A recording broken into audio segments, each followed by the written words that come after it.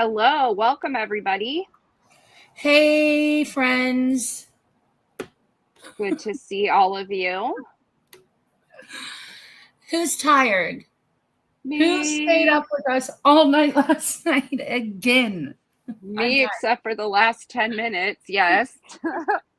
Thanks, Spooky. Is that the first time you saw it? We've had it up since we launched. Oh, thanks, Spooky. Christy-Ann gets the credit for that. She did a great job with it.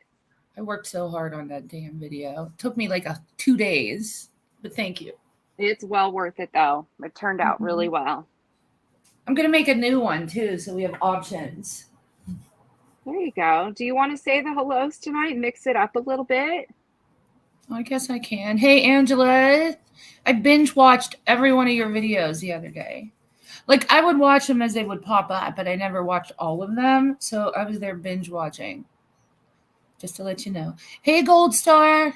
What's up, beautiful? Hey, Tucker. Hello, Tucker. There's my soon-to-be partner in the Neverland Wall crime guy. That guy. Hi, Gold Star Mom. Hi, everybody. I'm just covering it and say everybody. Hey, Nicole. Spooky. And hey, New Wolfie. As opposed to the old Wolfie. Melissa Jade, I feel like I haven't. Where have you been my entire life? Hey, Melissa Jade. Well, that lucky girl was on vacation for a while. So I know. I feel like I haven't seen her in years. Hey, Sally Ann.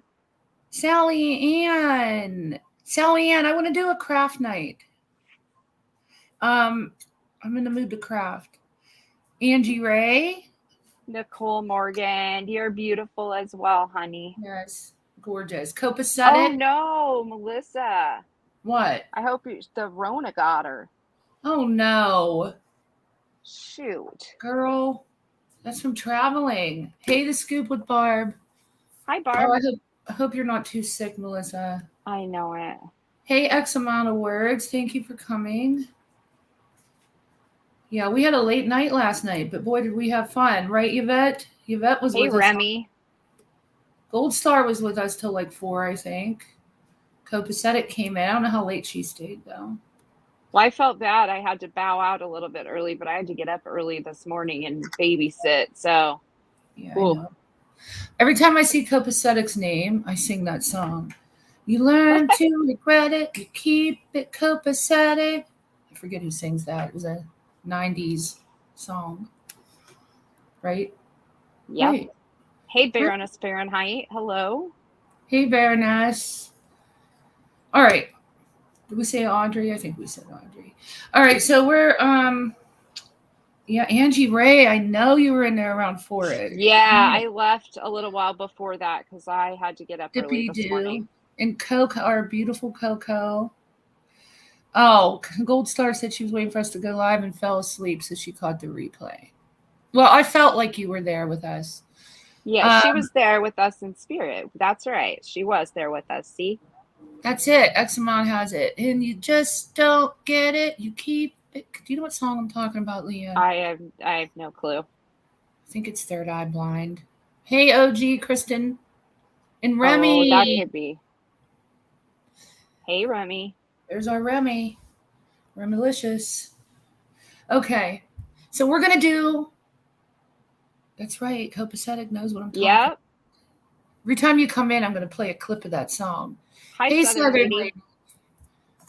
Stop frickin' copying me. You copied me because I was letting you be the Walmart greeter, and then I decided to take it back. I know, but you didn't give any warning. Copacetic said 99 problems. So we're going to do cults today. Are we excited about that? We're not only going to do cults, but we're also going to do Urban Dictionary and 2 sets of comments. One set of comments from the community are comments that I feel are cultish. We can have a debate on it. And then the other set of comments are from the ones that Sofa goes out and finds us when we don't have time, from the community that are funny. So, yes. She usually does find some very funny ones. I was just looking through some of them. She sent me like 57 and then sends me an email. I know this is a lot, but you have, in all caps, to use them all. Hey, Penny, for your thoughts.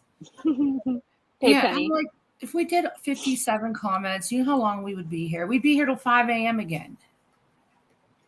So Probably. we're doing 16 so far, not 57. Look at Michelle K. Grass knots matter. Yep, last night's Urban Dictionary. That wasn't last night. That was the night that you picked them. I picked them yesterday. No. Oh, yeah, I guess it was. Excuse me. Yes, it was because that was a funny one. Yeah, Hey, it was. Karen.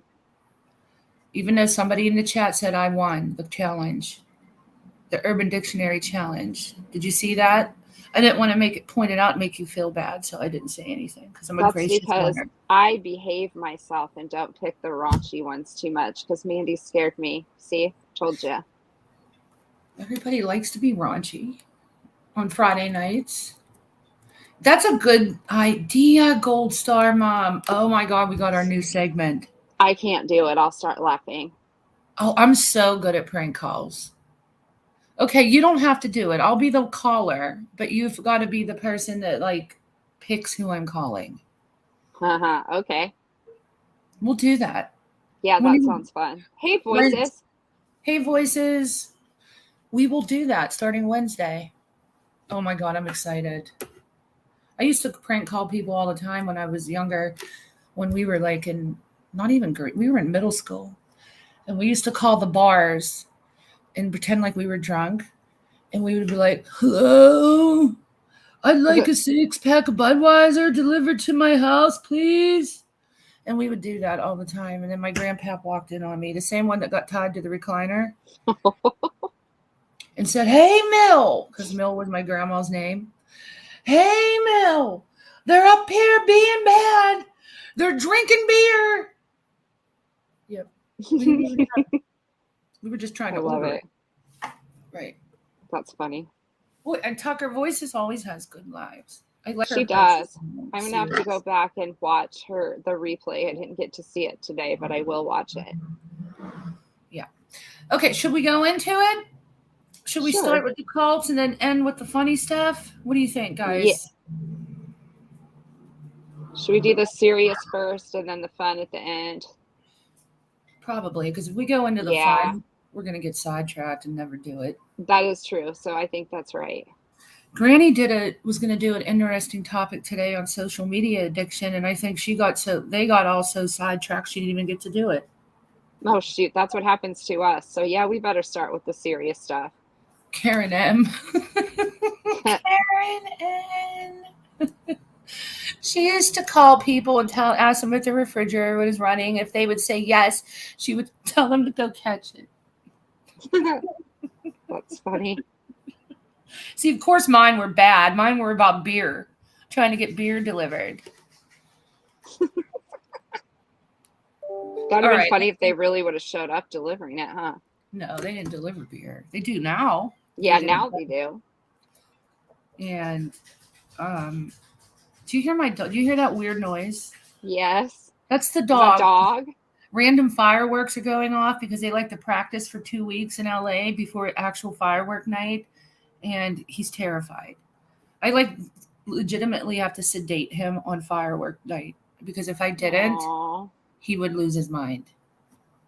Poor dog. Yeah. I know. Okay, let me pull up the slides and we'll get started on cults. I am so excited about this cult series. So today we're going to go just into we'll call it Cults 101, where we just go into the history of how they started, how to know if you're in one, the signs. I have a really cool video to show. And then I found a bunch of comments in the community, not our community, and some other community, where they sound very cult-like. So I thought we would analyze those comments, and it's going to be cool. And then as the week goes on, then we will get deeper and deeper into it, where we bring up and talk about how it relates to social media, the evolution from cults in real life to social media cults. And we'll bring up certain famous cults in history and deep dive, I think, into one of those. And I don't know if it's going to be Jim Jones or Manson. What do you guys think? Should we deep dive Jim Jones or should we deep Yeah. dive Manson? Let's deep dive Jim Jones. There seems to be a lot of stuff out there about Manson. Yeah, that's what I thought. I thought people were probably super already educated on Manson. I don't know about how much they are about Jim Jones, but I think that one would be pretty interesting. Right, because there's been so many documentaries. Well, there's documentaries on both, but there seems to be a hell of a lot more on Manson just because of the murders. Yeah, more known, I think, on some things. Yes. Yeah. Okay. So let me get my siren. Jim Jones Cooper. Oh, thank you, Tucker. I hope I don't let you down on this one. That's a lot of pressure. Tucker. Oh, this is great. This is a very interesting topic, and I think a lot of people have been looking forward to it. Okay. Here we go. Hey, Nikki. Hey, Nikki. Hi to everybody that's come in. Should I start with 10 signs that you're in a cult, or should I start with the background? Let's go with the background. So I'm going to pull up the slides. You know me and slides, guys. That's okay. I'm a very visual person. I don't know if anybody else is, but I like to be able to see slides and different things when people are talking about certain subjects. Hey, Kenny Blair. Hello to you. Somebody said Manson. But, Baroness, we are going to do Manson because that guy and I are going to go out to, oh, my God. Somebody just reminded me of the name of it again. Cielo Drive. Yes, that's where we're going to go. And Southern Lady knows a lot about Manson, and she said she'd be willing, to help you with information on that too. So, yeah. So we are going to, even if we don't bring it up, a deep dive into it, we are going to bring it up during the cult series. But we're going to actually do a whole live just on Manson, maybe 2. And we're going to actually go out and live stream from the area, from the certain places. Oh, yeah. She's asking about Spawn Ranch. Are you going to go to Spawn Ranch if you can? Yes. Spawn Ranch. Hello to anybody that may have popped in that I didn't see. I don't know if the La Bianca house is still there or not. I'm not sure. I'm not sure either, Remy, but I'm going to definitely look into it. Something tells me it's not, but I don't know for sure. So don't hold me to that. If I sound a little quiet tonight, it's because I'm really tired from last night. Good night, Sally Ann. Oh, you're going to bed? All right. We love you. Bye. Okay, here we go.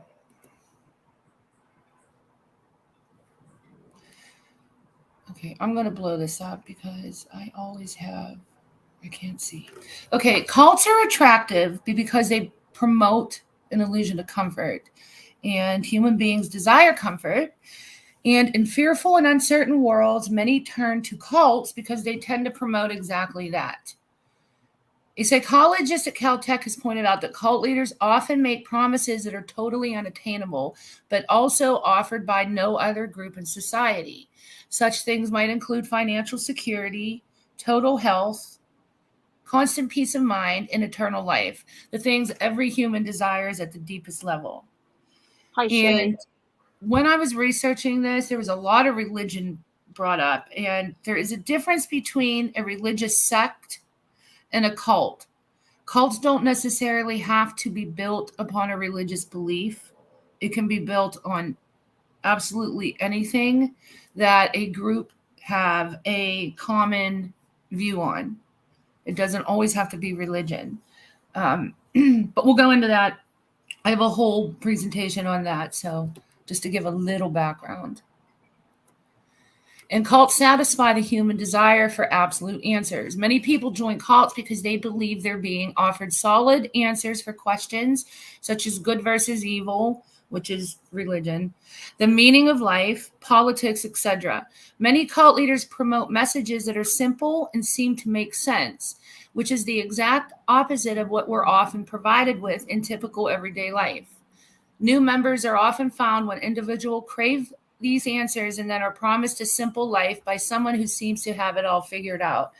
And what they're saying there is oftentimes people join cults when the life that they're living becomes too bogged down, too complicated, and they can't see an overall answer and an overall goal. And those type of people that can't get through the muck to kind of settle into life and realize what it's about are always searching. And a cult will say things to like simplify. Hold on, guys. Sorry. That's her phone. A cult will simplify the hard things in life and make it very attractive, very relatable, and very understandable to those people out there that are confused and often feel lost, feel like they have no reason of being. Does that make sense? And those with low self-esteem are more likely to be persuaded by a cult environment. And I saw this a lot in my research. Many of the, I'm going to have to take this, Leanne. Can you? That's fine. Yeah. Yeah. Sorry, guys. That's her phone. Sarah, and I saw you said something about you were doing some research comparing. Oh, there it is. You're researching Jim Jones tactics, compared them to MRB. Oh, so you sent it to NC. Wow. I bet she did start using some of that information. I could totally see that. Hello to anybody that just came in that I might have missed.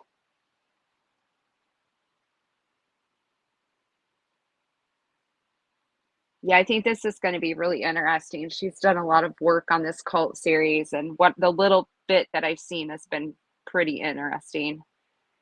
Angie Ray, the polygamists, are they a religion and or a cult? Good question. Hi, Giggles. Um, I mean, I guess depending, there's a lot of information out there about like the FLDS. They're considered a cult. I don't know. I don't know if that's one that Christiane's going to touch on. I'm not real educated on that particular cult. I know a little bit about it. What does anybody else think? We'd love to hear your opinions.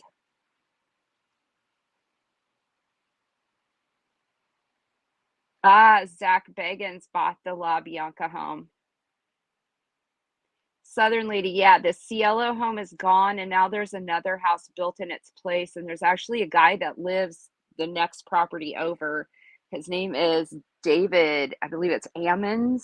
I'm not sure. I don't remember how to pronounce it, but he always has a lot of people come there because he's got a lot of paranormal activity in his home. And I've seen a lot of shows about, people investigating there, and it's kind of interesting. Even though he doesn't live right on that site, the paranormal activity that basically just is kind of next door. But I suppose it's all just right in that same area, so it makes sense. So I wonder if Zach Bagans is going to turn that into another one of like his haunted museums or something. Hi, Angie Brooks.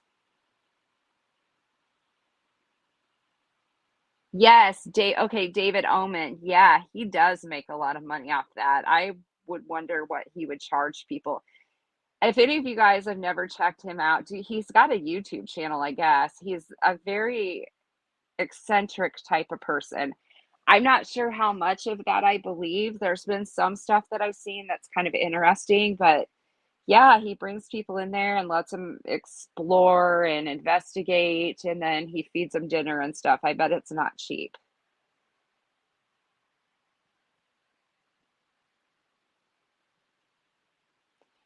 Kashdasha, yeah, one tactic that Jones employed, which parallels a certain person, is the shaming and humiliation of people who leave or try to leave. Yeah, I remember watching a documentary about that. That is very true. It got very ugly when those people wanted to leave. Coco, you think some of the polygamists are a cult?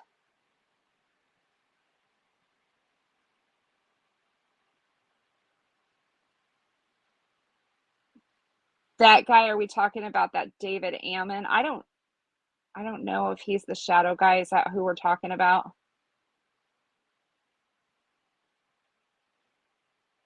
Yeah, I think so, Spooky. The FLDS is polygamy in Mormon. I think. I think you're right there.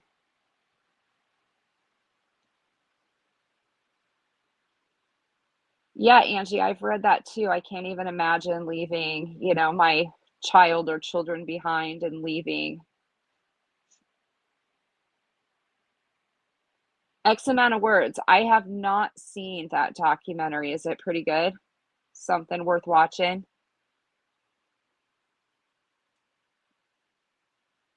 Yes, Spooky, that's right. Then that they branched off from the Mormon church, I think, and then started like their own sect. If I don't know if that's the correct word, if that's what you call it.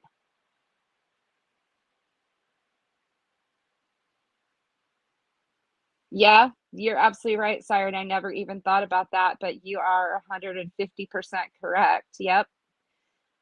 Now that you say that, I'm sitting here thinking, oh my gosh, it really is.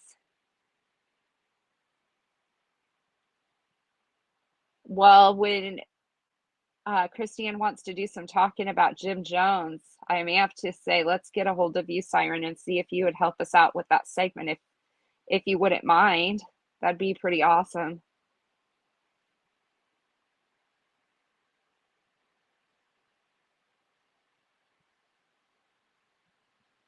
Yeah, and it's pretty scary. You think, oh, I would never be able to fall in a cult. And then look at just some of the stuff that goes on here on YouTube.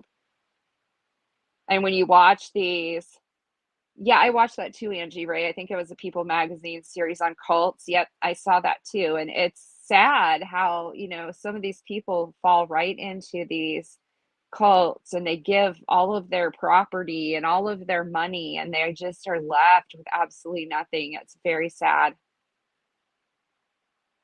And I've read some books on people that have actually left cults and escaped. Yeah. Angie, I know Christiane feels horrible about that. Okay, Siren, no problem.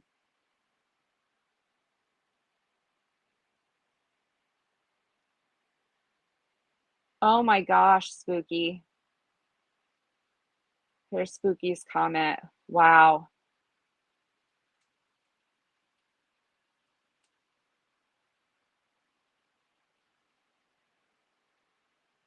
Yeah, Jim Jones, he's a very strange character. This will be interesting when Christiane does some comparisons on that.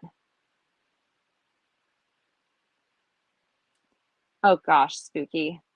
Here we go with the pooping and farting. They don't think he does that. Oh my gosh.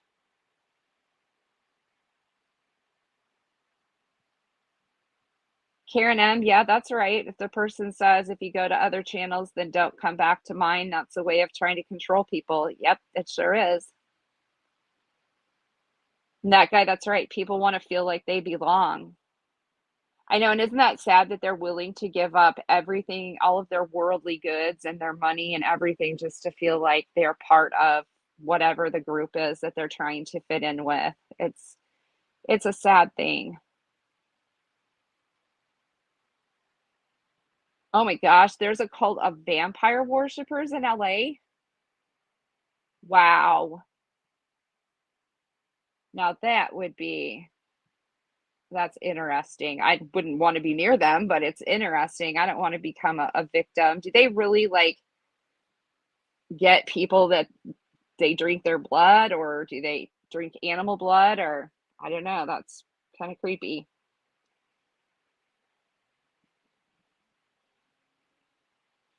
Oh, Cash Dasha, you'll have to send those to us, email those to us if it's okay for us to use those.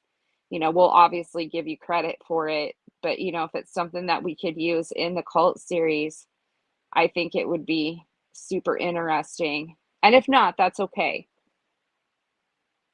Heather, you have been really? I'm so sorry. Oh no, it's okay. We're just talking. That was the breeder for my kitty, and she wanted me to give her the other because I told you the other two kitties are sick. And Yeah. I had to give her the instructions the vet gave me with the medicine and the dosage, and she was asking me a million questions. So I really apologize. I had no idea she was going to call. But she called twice, so I thought something happened to one of our other kitties. So Oh, anyway, okay. No, we were just talking about just that guy says there's a cult of vampire worshipers in LA. there are. I didn't know And that. yes, I have that in my series. We're going to talk about it. Okay, all right. Not I'll not shut up today. now. Not today though. We're going to talk about 10 different cults, and that was one of them that we were going to talk about. But there is, yeah, they even have a bar where Oh you can my. go to. That guy, did you know that bar where they go?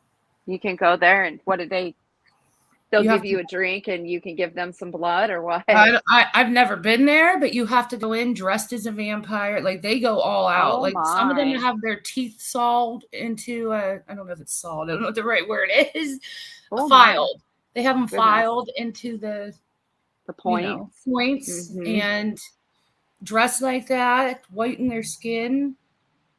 Oh, They go all out. But the bar is literally in the cultural district here, the theater district, wow. and which is only like 20 minutes from me. So we may go down. I may go down during one of the lives, and I don't know if I'll go in, especially alone.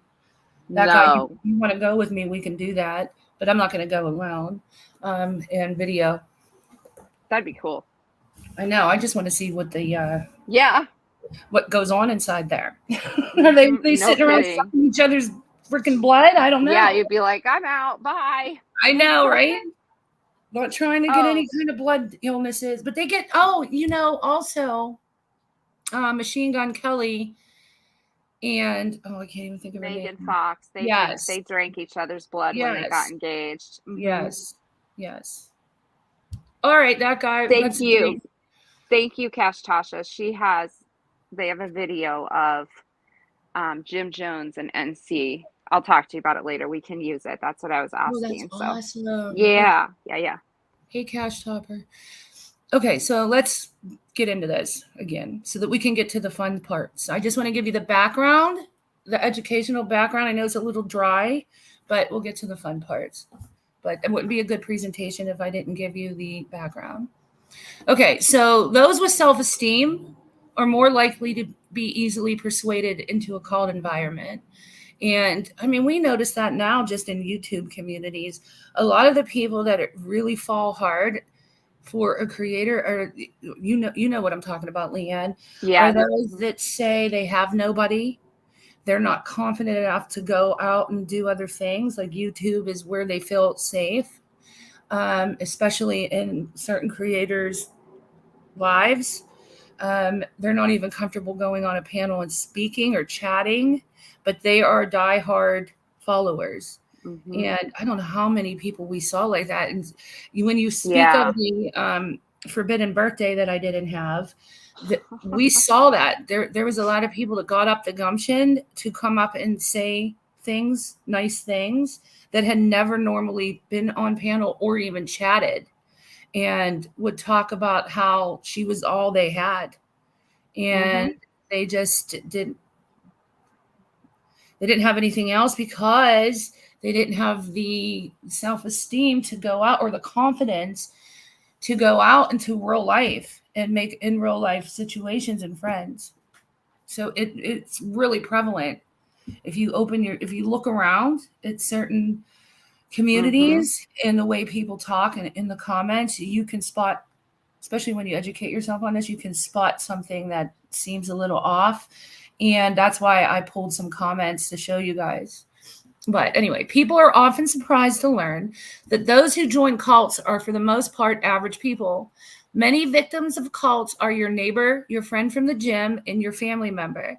They come from all backgrounds, all zip codes, and all tax brackets. But research done in the past 20 years has found an interesting pattern. Many people successfully recruited by cults are said to have low self-esteem. Cults generally do not look to recruit those with certain handicaps or critical or clinical depression, which I found fascinating because I thought it was the opposite. I thought that they were preyed upon. People that were depressed or handicapped Mm-hmm. were often preyed upon Hi, because Kellyanne. because they are depressed. Hi, Kellyanne. Because they are depressed and are kind of sheltered or not going out into other communities. I Right. thought that was something like a segment of the population that was actually targeted, but they're not. Hey, Blue October. And you hear that all the time here. We've heard that where people have said, "Oh yeah, that whole community is made up people that are downtrodden or handicapped or depressed and have nothing else." And that's not the case. That's not who cults try to recruit. However, people with low self-esteem are easier to break down, then build back up in an effort to teach them that the cult is the supportive environment they're looking for. Those that lack confidence and self-esteem are far more likely to fall for a pyramid scheme that promises a better life or to jump into a religious community or religious group without much thought. They are more vulnerable and desperate for these life promises. So we'll go into this in a little bit, but one of the things that cult leaders will do is love bomb you, build you up. So if you're feeling really down on yourself, they know that and they go straight in, love bomb the hell out of you so that you feel wanted, welcomed, and loved. And it boosts their ego. And then as they are hooked, they start breaking them down, which in return keeps them even more hooked. Does that make sense? Yep, it does. Oh, here we go. New recruits are love bombed. Once people have been recruited by a cult, they are often love bombed. This odd phrase is commonly used to describe the ways in which someone with low self-esteem is consistently flattered, complimented, and seduced in order to train their brain to associate the cult with love and acceptance. When someone feels unworthy of love, they are the first to fall for the false affirmations associated with love bombing. Unfortunately, cults often reach intense, unhealthy, and inappropriate levels of closeness and quote unquote love when they are actually preying on the weak. Yep. Wyoming Adventures. I do remember that cult from the Haley's Comet. I do remember that. I do too. Yeah, Mm-hmm. Women are more likely than men to join a cult. According to various research, women make up 70% of cult members around the globe. Isn't that crazy? Wow. Yeah. I honestly thought it was more men than women.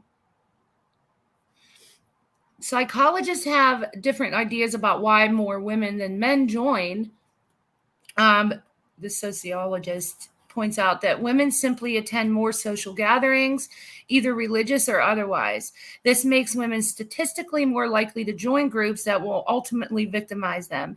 So this certain psychologist thinks that the reason that women are more, 70% of women are cult members is because they're out in the world more. So they're socializing more, they're having more interactions and more chances to fall upon this, whereas men aren't as social, which another thing I thought was the opposite. I thought that men were more social than women. I mean, you always see men out at the bars, out playing pool, out at the gym, but according to this psychologist, at least, that's not the case. There's a question. Can I jump in Yeah. here? Thank you, that guy. That cult was called Heaven's Gate. So here's the question. Do you guys think these cults know who to go after, or do the people find the cults? That's a good question. So I was reading, I think it's a mixture. So I was reading, and I'll bring this up probably on Wednesday when we start going through the different cults, the 10 cults that I looked at. They do have quote unquote recruiters out there in certain social situations looking for particular type. So I think it's a mixture, and then a lot of it too can be happenstance, where you happen to be somewhere and meet somebody who may or may not be in a cult, and if they are, and you become friends, then you kind of fell into it and found them. If you're easily persuaded into this, if you meet that certain personality trait criteria to easily fall into this. I can't imagine it's something that easily happens. So it's a mixture of both, because most people aren't walking around and meeting strangers for the first time and finding out their cult members and saying, oh, hey, yeah, can I join you? It takes a certain criteria of personality to fall into this. I don't know if that makes sense. Does that answer your question? You're welcome, Karen. I think so. Okay, others suggest it has to do with the fact that women have been oppressed for much of human history. Therefore, they're more comfortable being under an authority figure. So, in this school of thought, women are more likely to become in a cult because they are pretty much used to being under an authority of a man and are more easily accepted. I don't know if that's so much in 2020. I could see that with probably older women, but I don't see that as an easy thing with younger women, because the newer generations are very independent and don't like to be rolled. I mean, there are younger women that like a man that kind of rolls the roost, right? They find it attractive. There are women that find that attractive and want a man to take care of them, and like the 50s lifestyle. So it's not that it doesn't exist anymore, but I don't think it's the norm. I don't think that's the norm of thinking anymore. I would have to read more about it to get statistics. Hi, Amber. Hi, Amber. Okay. Therefore, they're more comfortable being under an authority figure. Still, others write this off as total crock. Emma Cline, the author of the best-selling cult-themed novel, The Girls, theorizes that young women are often taught to seek the attention of men and to wait for rescue. Joining a cult, says Cline, is a way for many young women to feel as if they are seizing their destiny. It may also be more likely for a woman to join a cult when she is greeted by other women who are part of the group. Women tend to feel safe around other women. And there is that one cult, and I can't think of the name of it, but I am going to bring it up. It is one of the top 10, where there was an actress who had other women join this cult. She approached other women. She had them join. It was very sexual. Sorry, that was the that NXIVM? Yes. And it was a very sexual cult, but she was the recruiter, basically. And because she was a woman, other women trusted and followed. And we'll go over that. But I disagree with this. I don't think younger women these days, I guess it would depend on what areas you are geographically, because there are some areas in the United States where the norm is to graduate from high school, marry your high school sweetheart, or find a husband, get married, have children. In Pittsburgh, for example, in the suburbs of Pittsburgh, that's very much the mentality to this day. I have a lot of friends who even went to college. They got their degree, didn't use it, but their goal was to find somebody to marry. I think in maybe more affluent areas, I hate to say that certain suburbs aren't as affluent as others, but it's a fact. I think the goal is to go to college, be an independent professional. I think it, don't you? Yeah. I think it depends where you're brought up, what your culture pretty much is. So I tended to just disagree with this. I don't feel that young women these days are just looking to seize their destiny by marrying a man and starting a family. Right. At least right away. I mean, that may be your goal, because men have that goal, and that may be your goal in the future for your future. But I don't think it's necessarily the goal that you have coming fresh out of school anymore. Right. But I would have to read statistics. Amber made a comment. She wants to know, have you ever looked into the Love Has Won cult? She's part of their Facebook group and has talked to members a few times. It's fascinating to her. I've not heard of that one. I'll have to look into it. I'm writing it down, and I'll actually reach out. If they easily approachable, maybe we can get an interview. Yeah, that would be awesome. Love Has Won. Is it called? Yes. Love Has Yes. Won. Love Okay. has won, WON, like you won a Okay. prize. Yeah. On Facebook. Yep. All right. I'm going to look into it and then Thank reach you, out. Amber. Yeah. Thanks, Amber. That's awesome. Okay. Many cults have rejected religion. So this is what I was talking about earlier. It's not always about religion. There's religious sects, but SECTS. I always try. When I say that, I always say sound like I'm saying sex, no matter I what I do. know. Sects, because it's so hard to put the T in between the C and the S. You want to go Sects. sex? The sects. Sects. Yes, Cash Tasha. I'm from Pittsburgh, born and raised. Yes, yes, yes. Okay. Many cult members have rejected religion. Many people who join cults have experienced mainstream religions at some point in their lives and rejected it. Perhaps this is surprising, considering many cults tend to be religious, or at least claim to be. But Dr. Kath asserts that this trend is a sign of something deeper. Many of these who join cults are intelligent young people from sheltered environments. Growing up in such an environment often means that many have a history of failing to achieve intimacy, of blaming others for their failures, and of constantly striving for perfectionistic goals. These characteristics make them prime targets for cult recruitment. Isn't that interesting? Yeah, So very. that's part of the recruitment factor where I said you had to meet these certain personality traits. And when they recruit, they do look for affluent people that come from these families where, oh, you got to live up to, like, your dad's a doctor and you need to follow suit and become a doctor, and you fail, you flunk out of med school, you can't meet the demands upon you. And that's who they go after, because these are those that become lost, where they feel they don't have this purpose because they keep failing at what they were told their purpose is to be.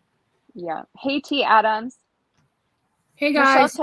Michelle, will you pop our email address up there for Amber, please? Thank you. Sorry, I'll shut up. That's okay, T. Adams. We're just getting into it. I'm going over just the history, the psychology of cults, which is a little bit dry. Then we're going to get into the more fascinating stuff.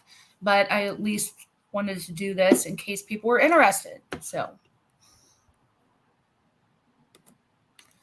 okay, cults maintain their power by promoting an us versus them mentality. And I put this in here because it was just last night where we were talking about Natasha's community and how somebody said, how do they not see this, or they have to see this and they're just ignoring it, or why, everything was a big why. And I said, because it's us versus them. They're the good, we're the bad. They're the people with morals. We have none. And I think that's why we started talking about it, Leanne, is because you had brought up that she said we didn't have any morals. And her whole community feels that way. So they stay in that bubble where they feel safe, because outside of that, if they cross the street, it's danger. They're in the hood where, there's no safety net. They literally feel that we are Satan. I've read comments where they called us vile Satan people. And they were referring to Glenn, like, just don't end up over there with these vile Satanistic people. They really believe it's us versus them, and there's a war. Cults prove powerful because they are able to successfully isolate members from their former non-cult lives. One of the ways cult leaders achieve this is to convince their followers that they are superior to those not in the cult. This us versus them mentality ultimately leads to cult members isolating themselves socially from friends and family. They replace those relationships with new ones inside the cult. And we talked about this during parasocial relationships. You literally, when you become so involved in the parasocial relationship, which is the beginning stage of cult, you are in the beginning stages of entering a cult community. When you are so deep in a parasocial relationship that you are literally cutting off your in real life friends, your family, and even work, and just living in this bubble, living for this community. Thank you, Karen. What'd she say? I would watch Instagram. Oh, thank you. Yeah, we're glad we did too. Yeah, definitely. So that's that us versus them mentality, because you are cutting yourself off from other opinions, other parts, other ways to see things, even certain things about your cult leader. You are literally not able to hear anything but what is coming out of that community and what is coming out of the, in this case, cult leader mouth. And that's where you develop new opinions, new beliefs. You could even be, before you join a cult, a diehard Democrat and always been, truly believe in everything that a Democrat stands for. Enter the cult and change to the most on the right conservative Republican there is, if that is what your community is thinking, if those are the beliefs that your community is putting out there. You will forget everything about yourself and adopt a brand new you from the people that you surround yourself in this community or this cult, which we do see happen. Mm-hmm. Okay, did I read this all? Yeah. Mm-hmm. And it also says in here where they're superior. Not only do you adopt these new beliefs, but you also feel that anybody that doesn't hold these beliefs is wrong, even so far as evil, as horrible people. And that us versus them mentality becomes even stronger. Wow. Okay, cult leaders are masters at mind control. Cult leaders convince their victims to separate themselves from society, give up personal possessions, and sometimes huge sums of money. They convince people buy into whatever they are promoting. To do all this, a cult leader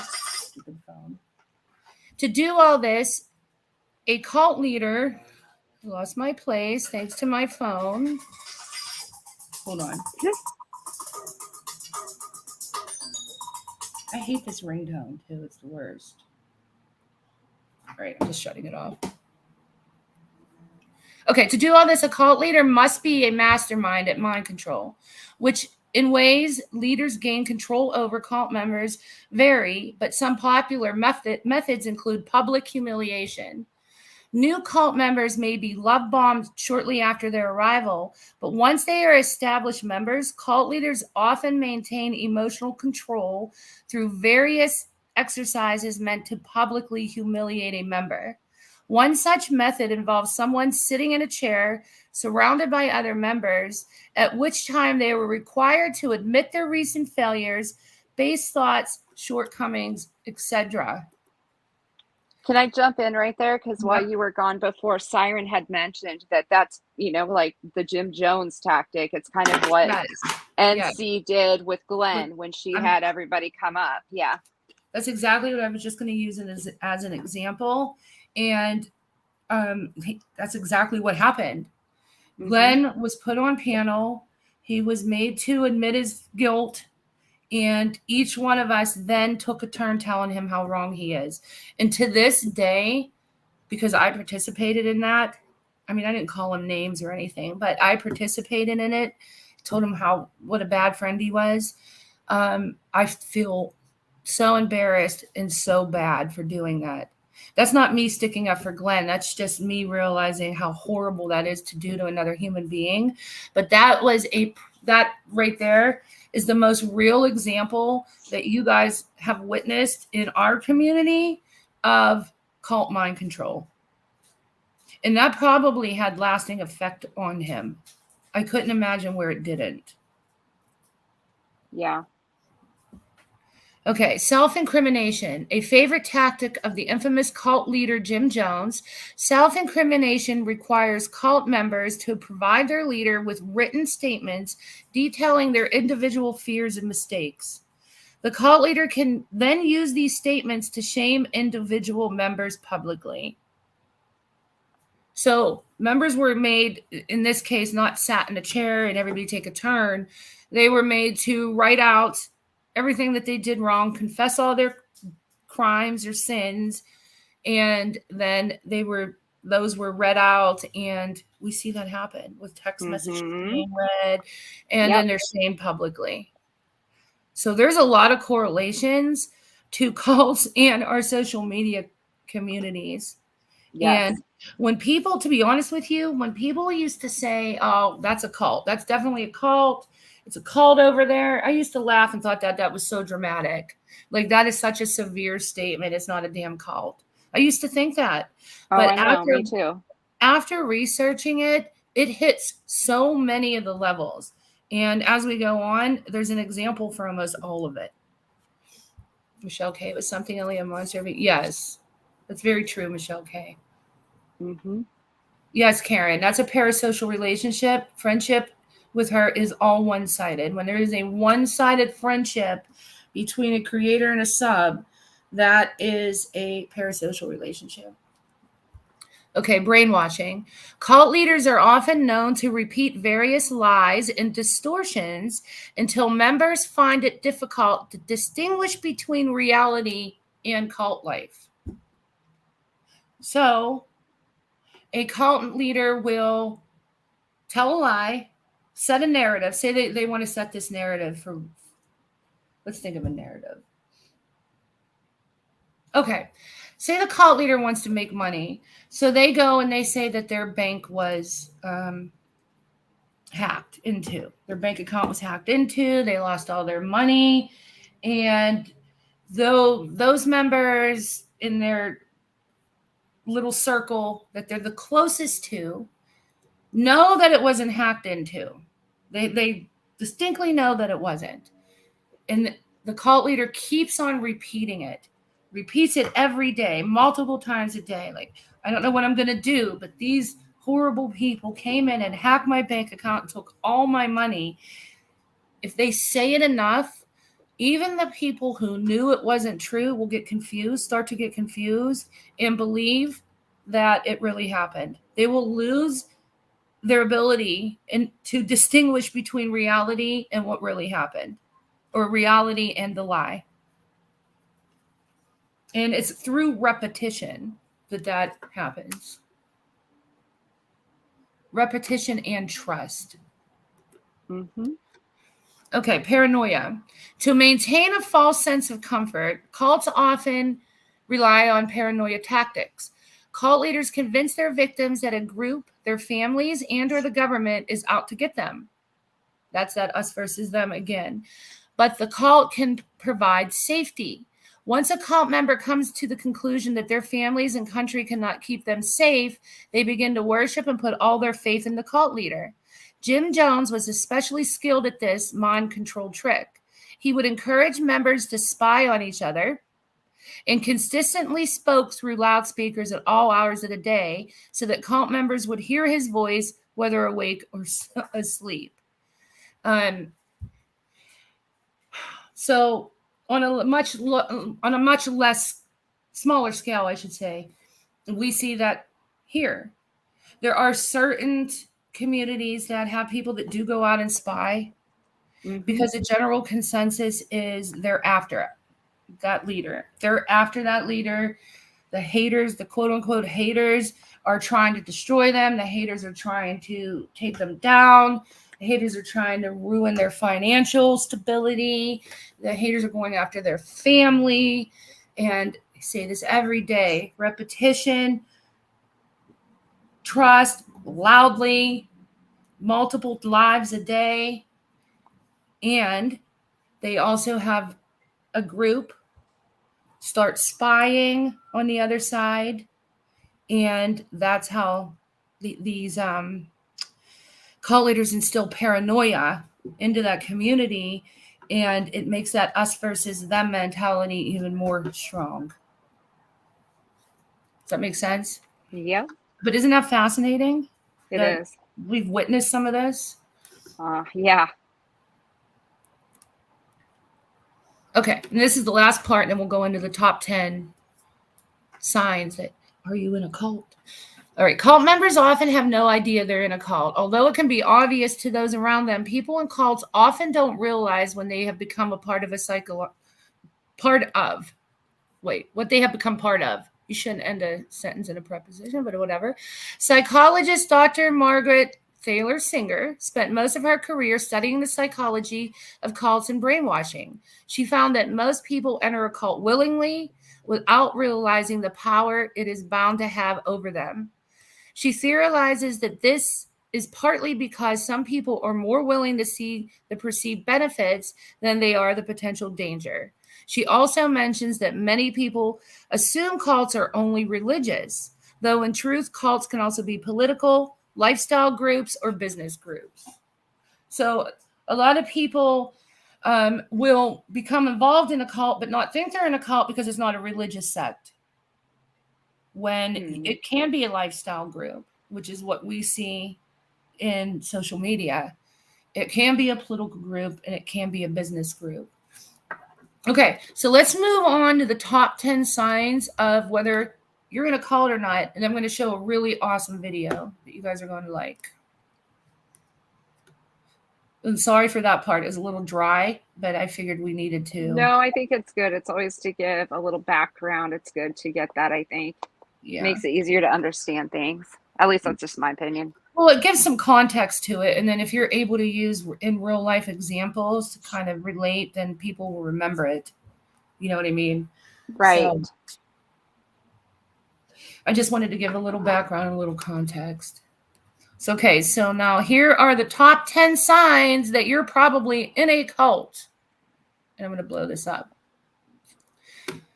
Cults aren't as easy as to spot as you might think. Most cults don't wear robes or live in communes. In fact, most cult members don't even realize they're in a cult.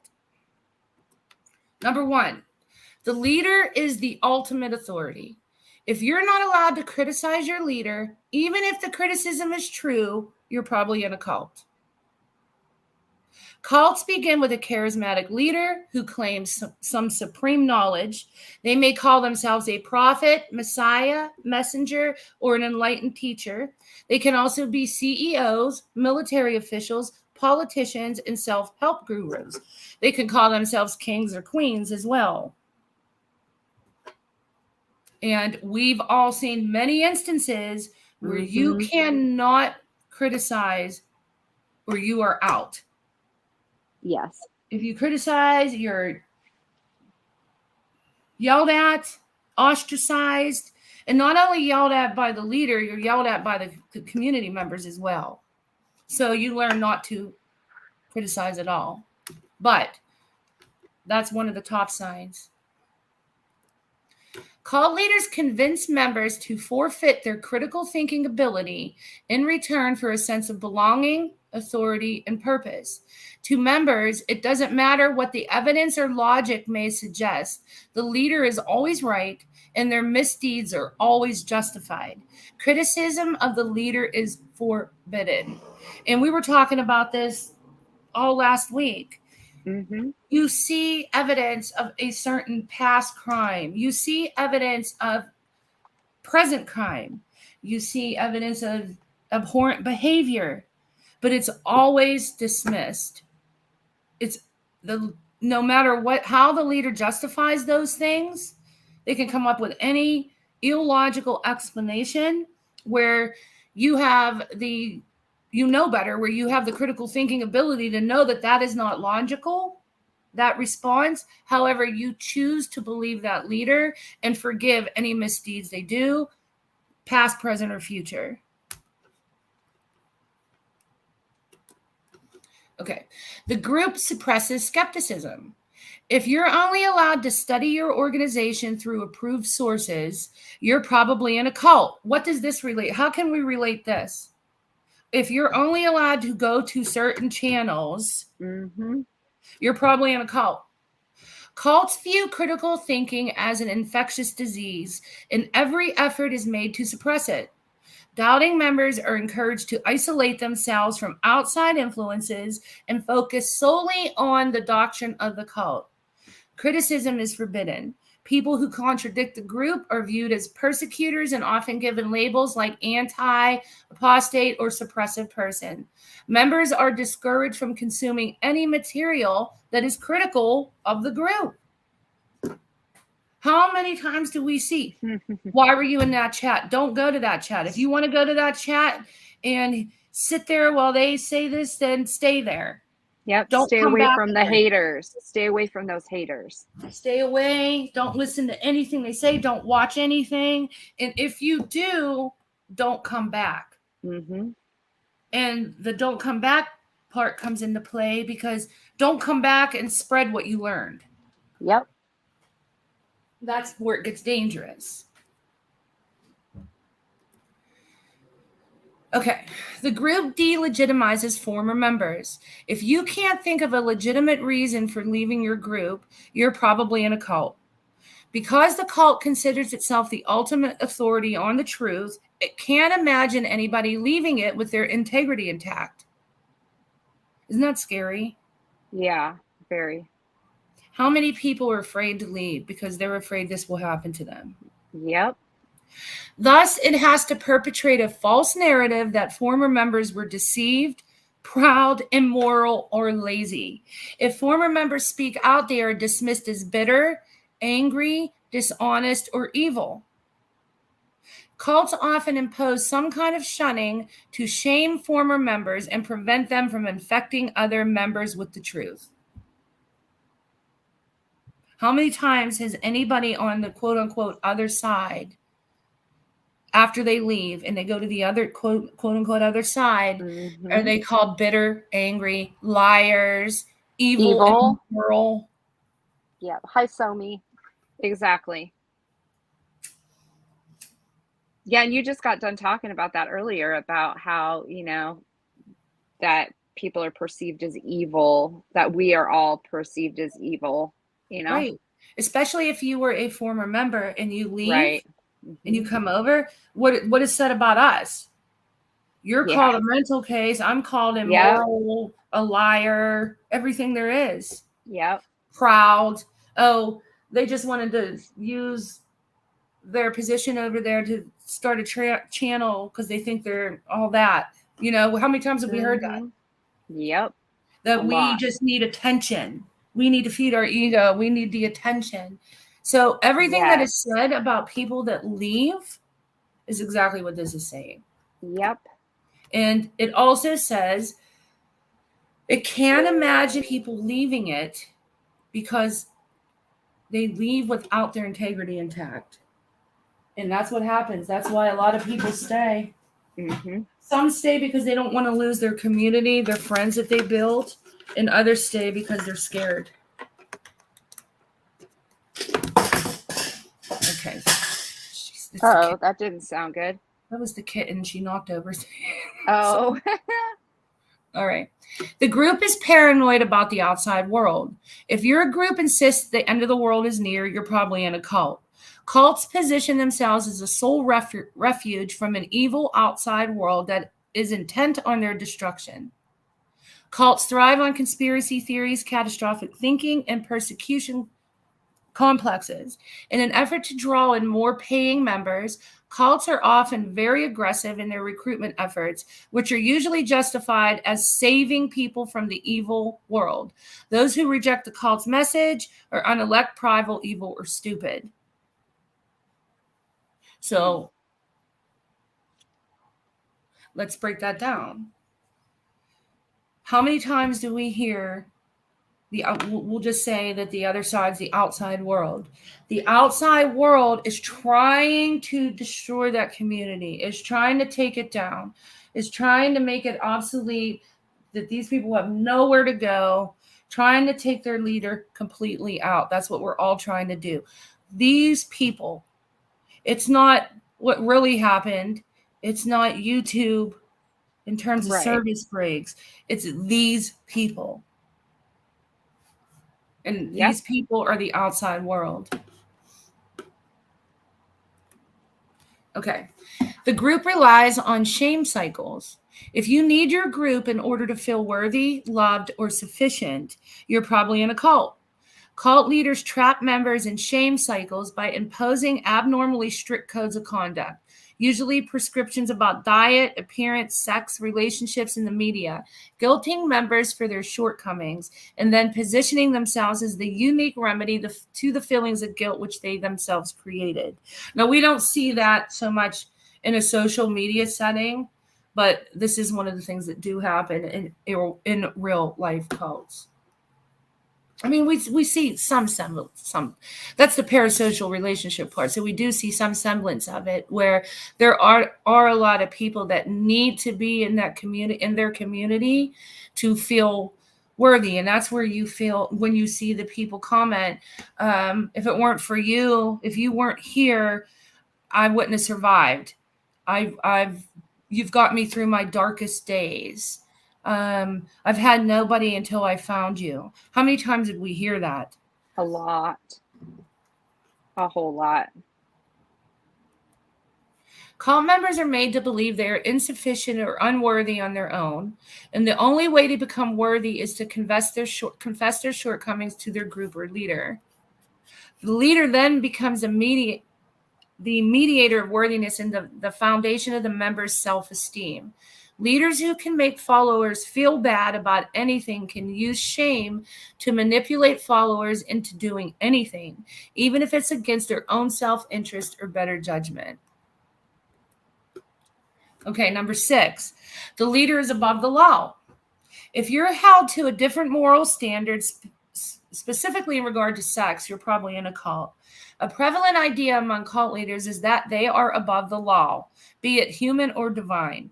This idea allows them to exploit their followers economically and sexually without repercussions. When confronted, they do not confess, but create justifications for their impropriety. Sexual grooming of members is common. Loyal cult members will perform any amount of mental gymnastics to justify or ignore their leader's behavior. And that is the traditional way that we, see some cults where they are having 20 wives, and they have the children at a young age, then are able to get married and in arranged marriages, and then they're having children. It just goes on, and it's all surrounded around sexual relations for the leader. However, the group doesn't feel that way. They feel that this is a divine law, and they're, even though at one time they may have been against, say, a child of 12 years old being married, impregnated, once they're involved heavily in this cult, they feel that their leader is not breaking a law, that he is justified, that he's been indoctrinated by the Lord even sometimes to carry out these acts. Gold Star Mom has a good point. Check above the law, ban evasion. That too, right. If you want to take the social media side of things, exactly. They won't even say the word ban evasion. They laugh about it. It's as if it doesn't even exist. It wasn't ban evasion. It wasn't terms of service. It is us coming after them. Us threatening their very existence. And she can do no wrong. Okay, the group is elitist. If your group is the solution for all the world's problems, you're probably in a cult. Cults see themselves as the enlightened, chosen, and elect organization tasked with radically transforming individual lives in the entire world.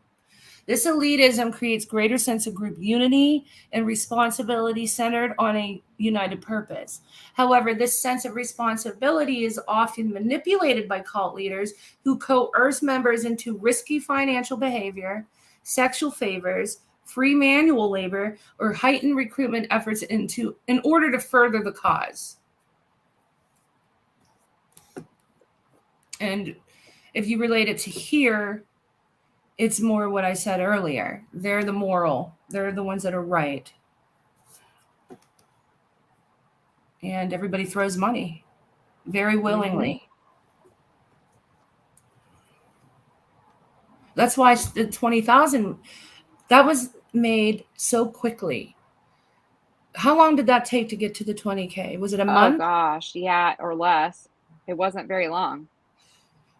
And that was put together so quickly and was donated so quickly. That goal was met because it was like their group. It was a group united with a purpose to stop the other side. For her to take that money and stop the other side. And it was a united front. That was all of them together. Probably would have went to 40,000 if you ask me. If she had let it. Okay, there is number 9. There is no financial transparency. If you're not allowed to know what the group does with their money, you're probably in a cult. A group that refuses to disclose its finances is a huge red flag.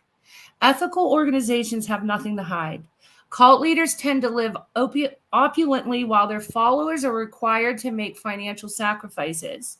Members are often encouraged to pay their offerings, even if it means putting their families at risk.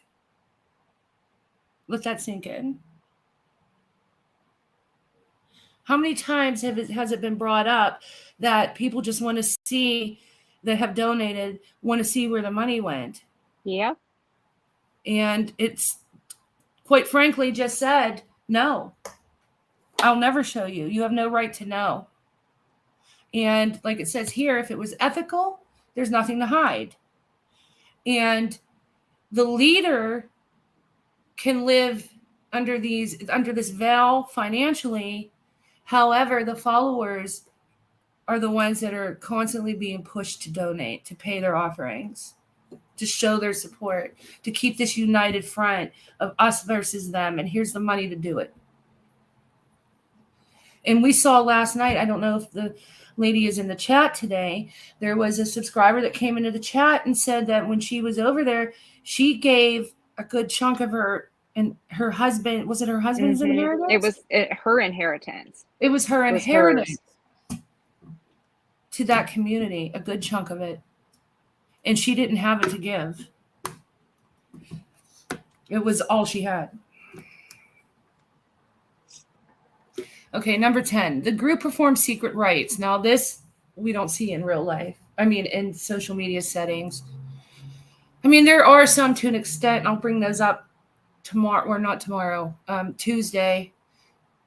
But this is more an in real life part of cult behavior than it is on a social media level. Cults use secret rituals as rites of passage that solidify a member's loyalty to the group. Initiation into these rites usually only come after a member has undergone certain tests or made adequate financial contributions. Often cult initiations are confusing, bizarre, or even offensive. This mental dissonance between their sense of confusion and their loyalty to the inner circle convinces the initiate to double their efforts in order to properly appreciate the proceedings. This only further entrenches them in a shame cycle, making them even more susceptible to manipulation. I mean, I guess we can relate this because there are people in an inner circle because they, quote unquote, bought their way in. Those that give the most or do the most, who, are the ones that are allowed to sit at the right and left hand of a certain person. And that girl said royalty chat is a perfect example of that. Exactly. I was just going to say that. And Leanne and I witnessed where people were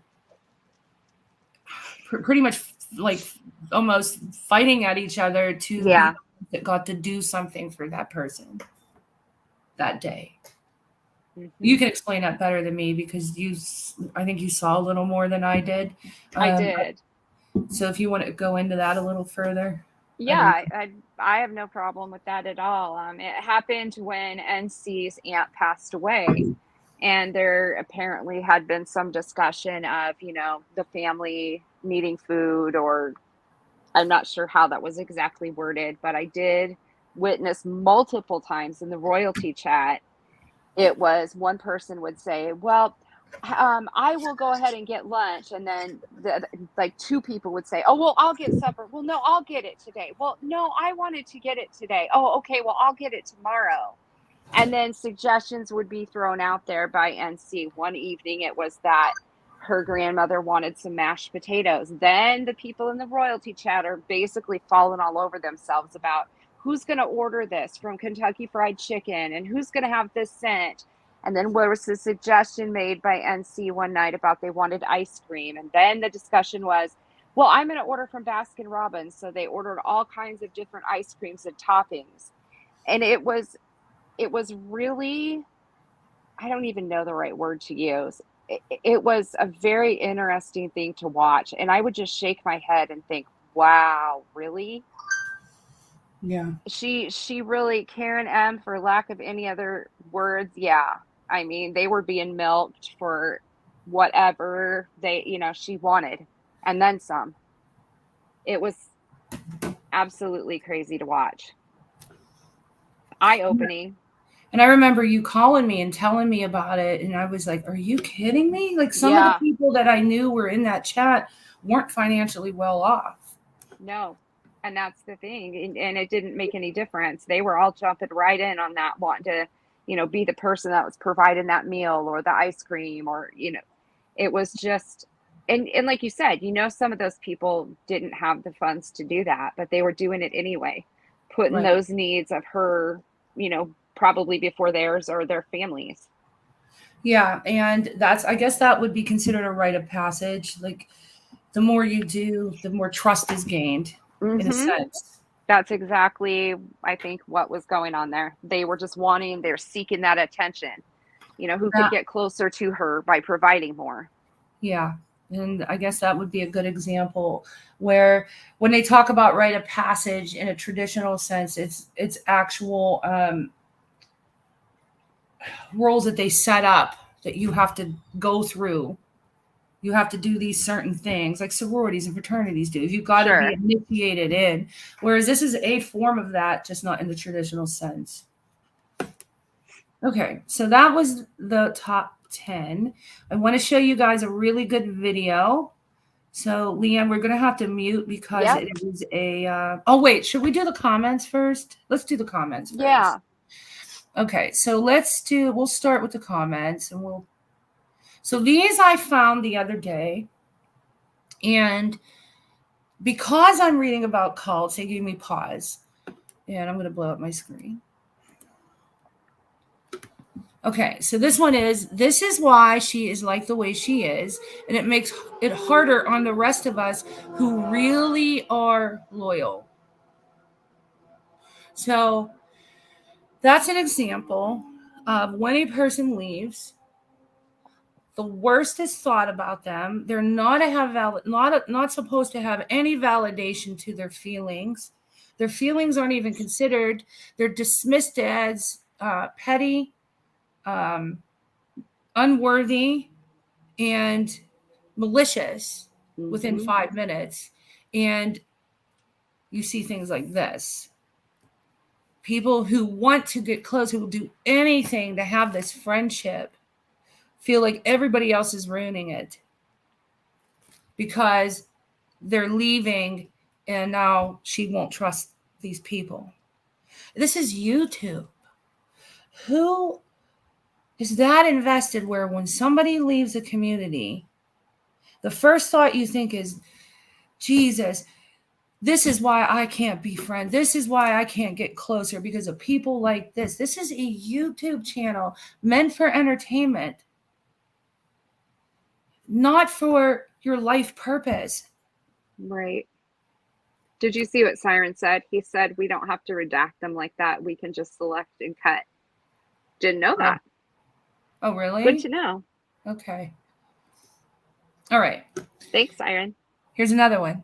They were not a friend to you, not considerate of what you have been through. Pride goeth before the fall. Ego will put you in the company of these vile channels.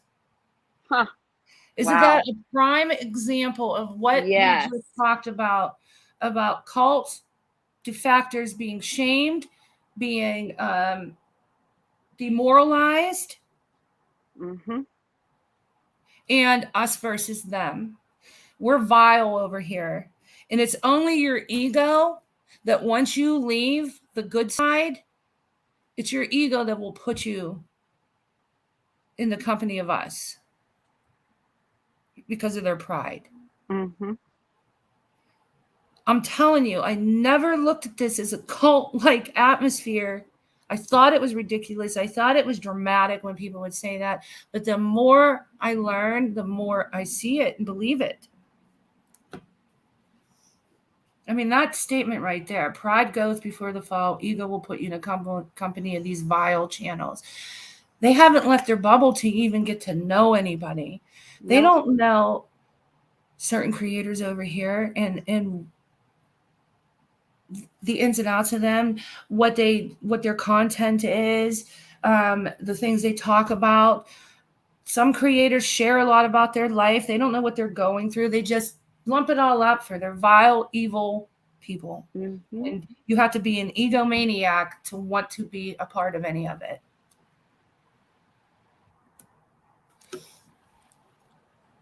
Here's another one. I've been thinking about her all day. This might be taking such a toll on her health. Sending prayers. Yep. Because if somebody leaves a community, a YouTube community, a channel, it takes a toll on their health. Sorry, now I have cats that are going to talk while. That's all right. Every time I'll mute. No, that's okay. But it's a YouTube channel where you can subscribe or not subscribe.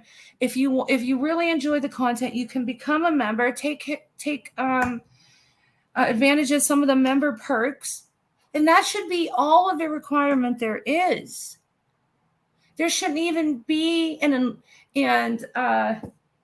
enlightenment video made where somebody has to say, "Hey, I'm separating. This is my coming out." Right. That shouldn't even be a requirement. There should be no explanation. Nope. This is like when you subscribe to a newspaper, or if you have, nobody really reads a newspaper now, but because you can get it online. But say you get the LA Times, it's just like canceling your subscription. Are you making a epiphany video for all to see? Exactly. No. And then, of course, the shaming comes. He wasn't important for the channel. I never thought he was important. Every time someone gets a channel, they get a big head, and this happens.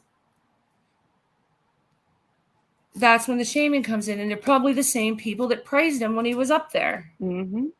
Oh, I'm sure. Why is it that everybody else, when they get a channel, they get a big head? When they start a channel, they get a big head. They're attention seekers. They're egomaniacs. They're this. They're narcissists. Why is it them that are all those things? But she has a channel too.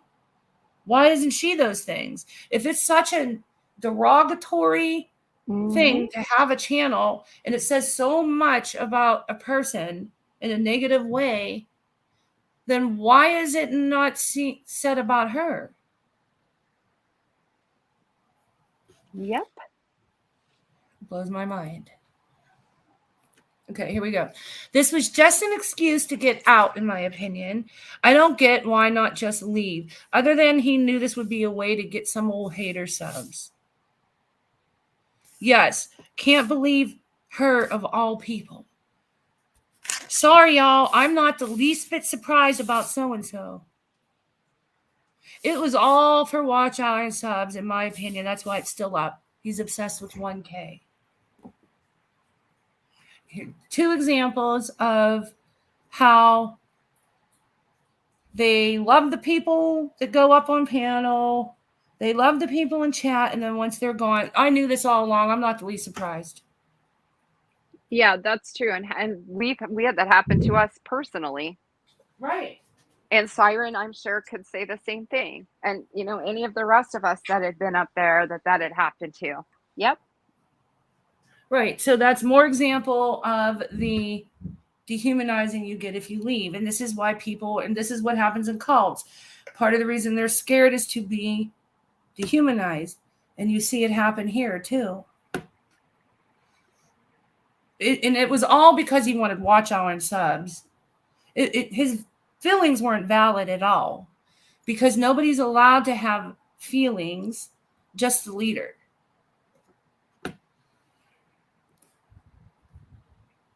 Here's one I love.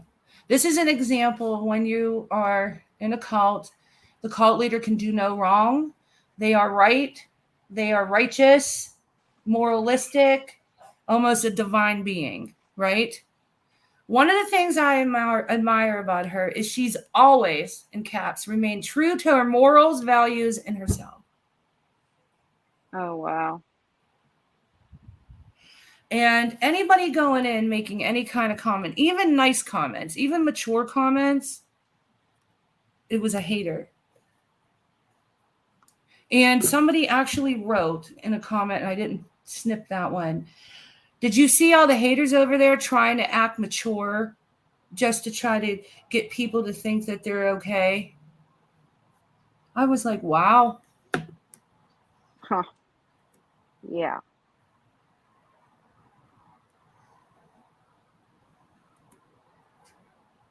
Okay.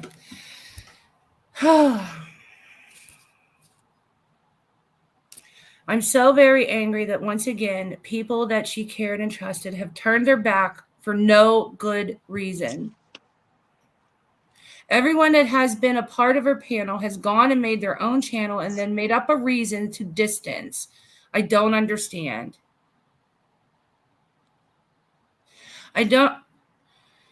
I'm wondering if so-and-so isn't behind all this.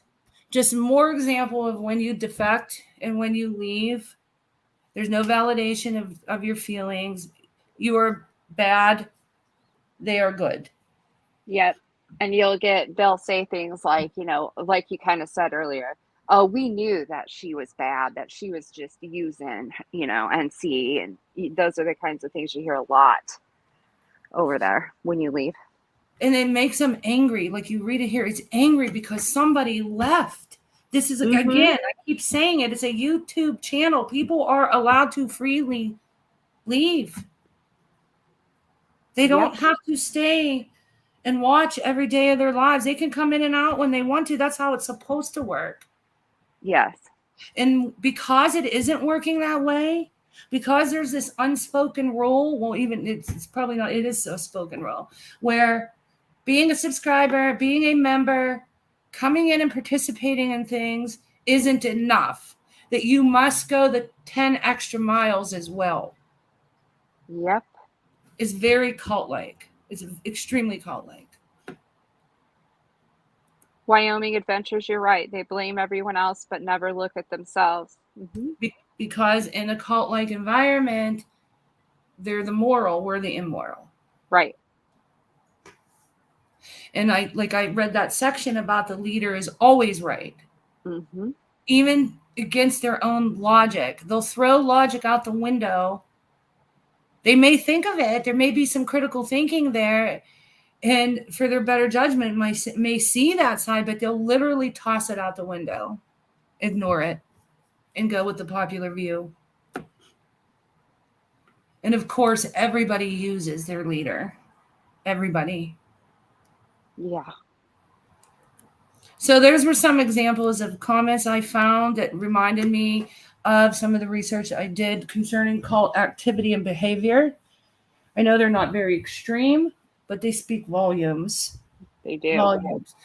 Okay, so let's go into this fun video. Okay, I'll mute.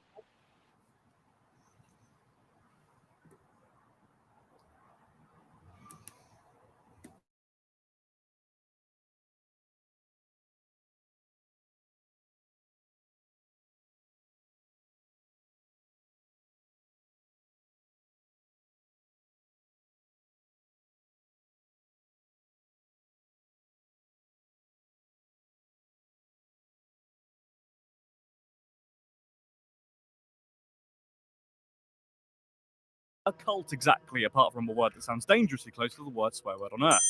Well, the word cult itself comes from the French word culte, meaning a particular form of worship. This word, in turn, came from the Latin word cultus, meaning care or adoration. Number 2. The definition of the term cult is inherently controversial, as it almost always carries with it negative connotations that may incur some degree of overlap with established religions. Oh boy, I'm not looking forward to this comment section. Number 3. This, by the way, is where the terms cult movie and cult classic come from. These movies are often shunned by the mainstream but have an extremely passionate fan base, who do things like hold regular screenings and events surrounding the film. Some examples of this include The Room, Star Trek, and The Big Lebowski, although all for very different reasons. Number 4.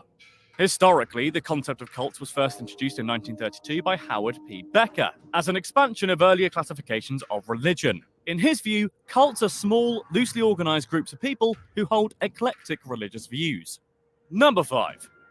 More generally, however, cults are understood to be small, closed-off communities, often dominated by a charismatic leader who exercises a substantial, possibly excessive, degree of control over its members. You be quiet, you, Clive, or you end up on Traitor's Cove. Number 6. Cult leaders often claim to have access to exclusive knowledge of unknown truths or revelations, and portray the world outside the community as being evil or hostile. It's basically the biggest and most extreme, I know something you don't know, you could ever possibly do. Number 7. It's important to note, though, that some believe there is a big difference between religious sects and cults. Sects are formed as a result of schisms in an attempt to find a pure form of an already established religion. Number 8. Cults, however, are often entirely novel and arise spontaneously around notions of long-forgotten information or previously unknown revelations. Number 9. Religious scholar Reza Aslan thinks there are 3 important things to know about cults, which I will now cover across 3 facts like a pro. First, he points out that not all cults are evil, and some do exist for the good of their members, so it's nice. Number 10. He also believes, and it's him saying this, not me, that there really isn't that much difference between cults and religion, making the unbelievably controversial joke that time plus cults equals religion. Ooh. Your words, Aslan, not mine. Number 11. Lastly, he states that cults are as cults do, pointing out that cults are only a problem when they have a negative effect on society. Number 12. As previously discussed, though, the term cult is generally considered as derogatory, and as such, many people within such organizations, as well as those studying them, have suggested terms like new religious movement or new religions as an alternative to the word cult. But, alas, that wasn't quite as snappy in the video title for this one. Number 13. For us Brits, it's kind of a good thing that not all cults are bad, because according to the Cult Information Centre, there are at least 500 cults currently operating within the UK. Yikes. Number 14. In fact, according to cult expert Rick Ross, 50,000 people across the United States are members of groups that fit the classic definition of cult. Number 15. Despite all the debate about what exactly constitutes a cult, there are a number of generally accepted subcategories. These include destructive cults, doomsday cults, political cults, and polygamous cults, all of which sound, fun? Number 16. A polygamous cult is exactly what it sounds like. Individual sects in which people can marry more than one person. Most of the time, however, it's men that can marry more than one woman, or rather, one man marrying multiple women. Number 17. A doomsday cult too is exactly what it sounds like, and, no. It's not just people who are extremely enthusiastic about the Doctor Who Series 2 finale episode Doomsday, although there are many of those. These are groups who either predict that the end is nigh and that they need to protect themselves, or they actively try to bring the apocalypse about. Number 18. A destructive cult is one that deliberately inflicts harm upon or even kills people, who may or may not be part of the cult itself. This damage can be psychological as well as physical, and may result from members actively harming themselves or others, or being directed not to seek regular medical care. Number 19. Possibly the most famous example of a destructive cult is that of the People's Temple, which was founded in 1955 by Jim Jones in Indianapolis, Indiana. The organization began as an independent congregation that mixed elements of Christianity with socialism. Number 20. According to researcher Antoinette Pick Jones, towards the beginning of the organization's history, it seemed to exist as a positive force in society. It promoted racial equality and organizing soup kitchens and services for the disabled. It did not, however, end this way. Number 21. As the organization grew, the group began demanding more and more of its members, eventually encouraging them to sell their belongings and give their assets to the temple. Generally, by the way, just a heads up, this is a big red flag. Number 22. Another red flag was that, according to IndyStar, Jones's preaching started to focus less on the Bible, or pre-written scripture, and more on his own word. This had two effects. Some, admittedly in hindsight more sensible people, left the church after this started to occur, whereas others dedicated themselves more to him. Number 23. In fact, an eventual defector named Terry Burford O'Shea was actually convinced Jones could, in her words, read minds, cast spells, and do all kinds of powerful things, both good and evil. Number 24. In 1961, Jones claimed he'd had visions of the city of Chicago being destroyed in a nuclear holocaust. From then on, he moved the church several times to areas he felt less likely to be targeted in a nuclear attack. Number 25. They finally ended up in a compound in the South American nation of Guyana.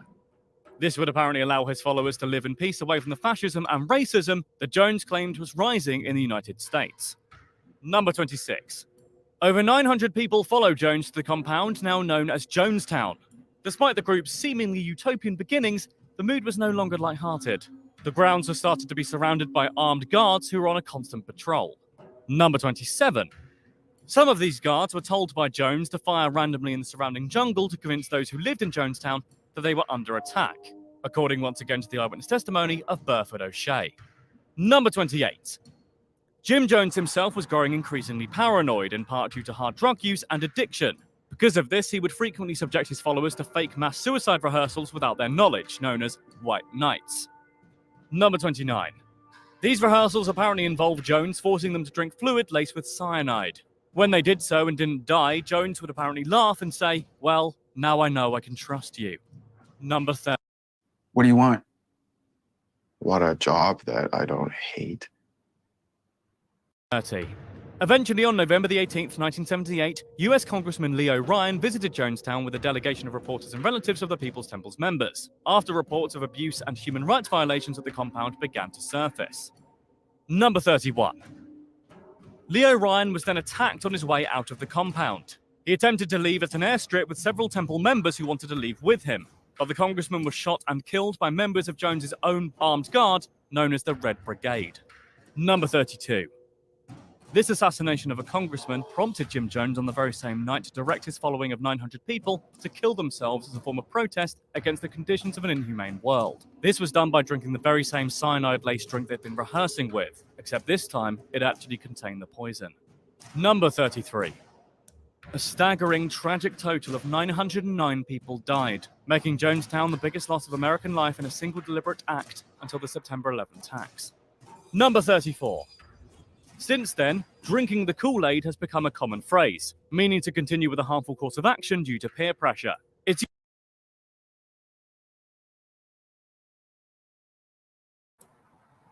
Okay, so I'm going to move on with that video on our next live when we go into the 10 cults that we're going to study, because there's 101 facts there. But okay, so that'll be the end of that today. I just wanted to go into just a little bit of the background of cults, cult behavior, and a little bit of history and the psychology of it. So I know it was a little dry, but it does get fascinating as we move on. So I hope you guys enjoyed it. And Leanne, are you still there? Yeah, I'm here. I'm just listening. So we can move on to the fun stuff today. Yay. Let me stop the screen. Okay. Does anybody have any questions? Questions? I think it is very interesting. This is going to be a great series. Yeah. Yeah, and there was stuff about Jim Jones that I always knew about Jim Jones, but I didn't know in depth. But I thought when he would practice. Mm-hmm. Yeah. The mass suicide, I didn't know he actually practiced it.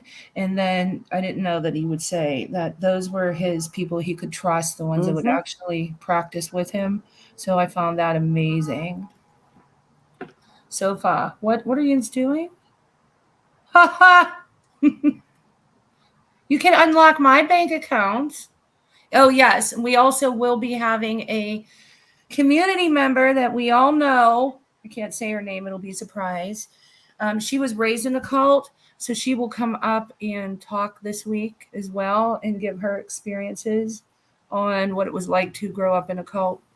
Oh, good. That'll be Oh, I was just going to say I can't either. That'll be really interesting. I'm looking forward to listening to that. I can't even talk. Blech. No. And I haven't even, Wyoming Adventure said, I heard the bodies brought back here were hard to get buried. Yeah. Mm-hmm. We'll go into all that. I saw a question earlier. I'm trying to find it. But I didn't even get to talk to this surprise person to find out her experience. So it's going to be fascinating for me because I'm going to be just as surprised as everybody else. Yeah. But I do have a bunch of questions that I wrote out. So I'm I sure can't I'll wait have to some hear. too. Yeah. It'll be great. You're welcome, Selmy. Thank you for being here. Yes. Do you guys want to do Urban Dictionary or comments first? Put a 1 if you want Urban Dictionary. And a 2 if you'd like comments. Urban Dictionary, Wyoming? Or are you talking about the cult girl? Our guest speaker. Our guest speaker, yes. I guess that's the way to put it. Let me remove all these slides. Remove. All right. I'm ready. What are we doing? Urban Dictionary or what was 2? Wyoming Adventures has comments. Comments first. Sofa will be happy with that. Sofa, are you ready? Do you want to come up and do comments with us? Since you found them all? I am not exaggerating when I tell you she sent me 57. So says she wants Urban Dictionary. We've only got 2 votes. I know. Sofa, are you coming up to do comments? She's got a slime liquor, so I don't know if she'll want to or not. If you could see me going to town on this slime liquor. Oh, yes, Wyoming. What is a slime liquor? It's candy. Oh, is it called slime liquor? Yes. That was scary. That was actually very scary. Michelle, I didn't know what they were either until my granddaughter told me. So Nikki wants Urban Dictionary. Right. So who wins? So far, we have just 1 for comments and. All right, Urban Dictionary it is. Let's go. Add to stream. Okay. Go ahead. No, this is yours. I put this one for you. And I have to say that Leanne actually picked them all tonight. Yes, I did.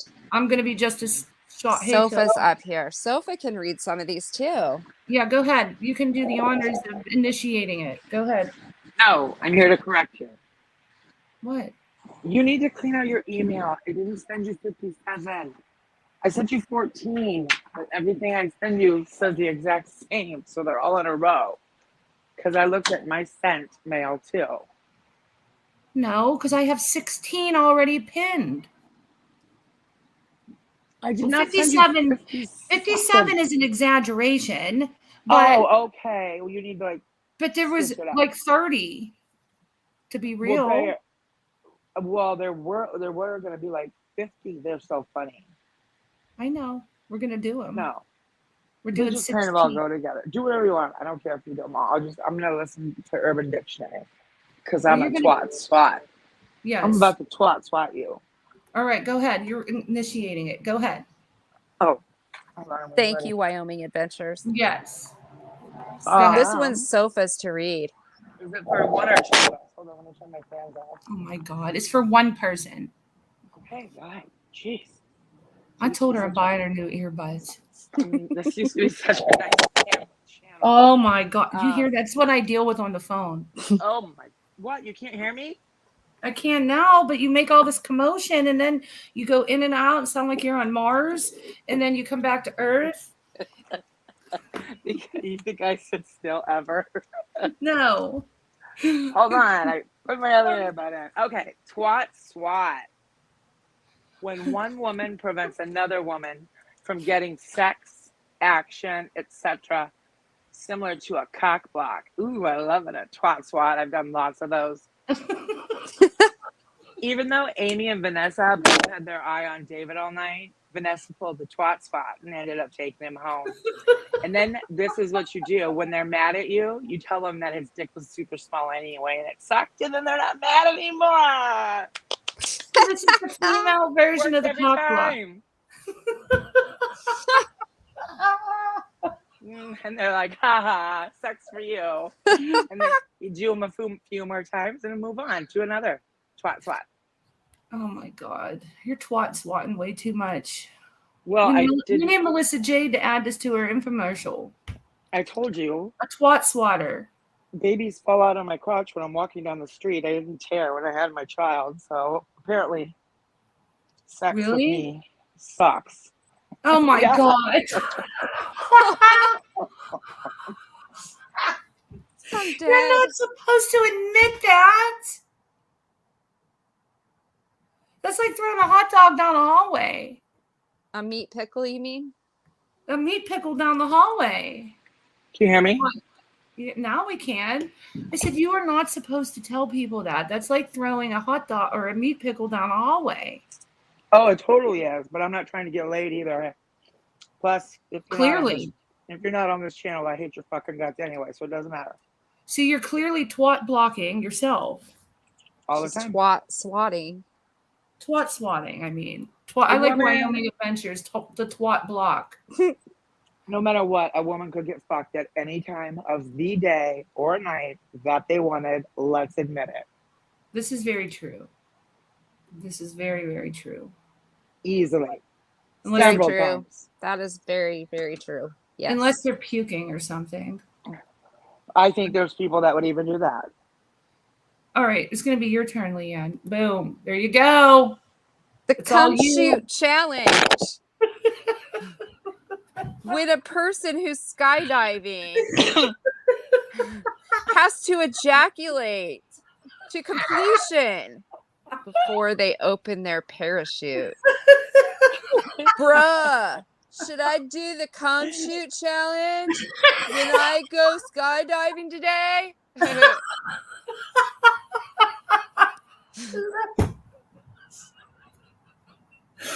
If I looked up into the atmosphere and saw somebody on a parachute above me, run, because you don't want that dripping down in your eye from looking at the sky. Run. Hey, Rena, just Urban Dictionary. Rena. God.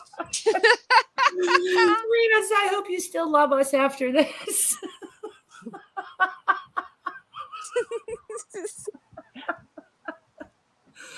Oh, I don't think Rena's ever been here on Urban Dictionary night.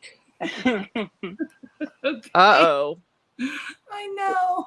So it offends me a little bit. All right, it's my turn. Dirty gumballs. Oh my God. Leanne, gumballs tied to a string used as anal beads. Brah, did you bring the dirty gumballs? Now, you told me I didn't pick naughty enough stuff, so here you go. Mm-hmm.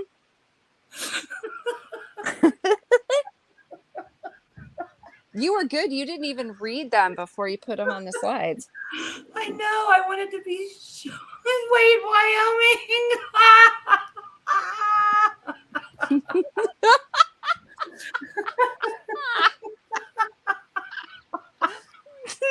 Oh, God.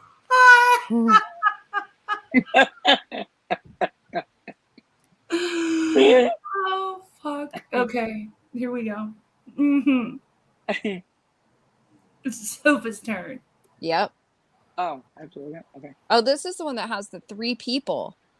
Oh, we get to enact it. Is it one? Yeah, is that 1 or 2 people? I can't see. It's little. 3. Okay.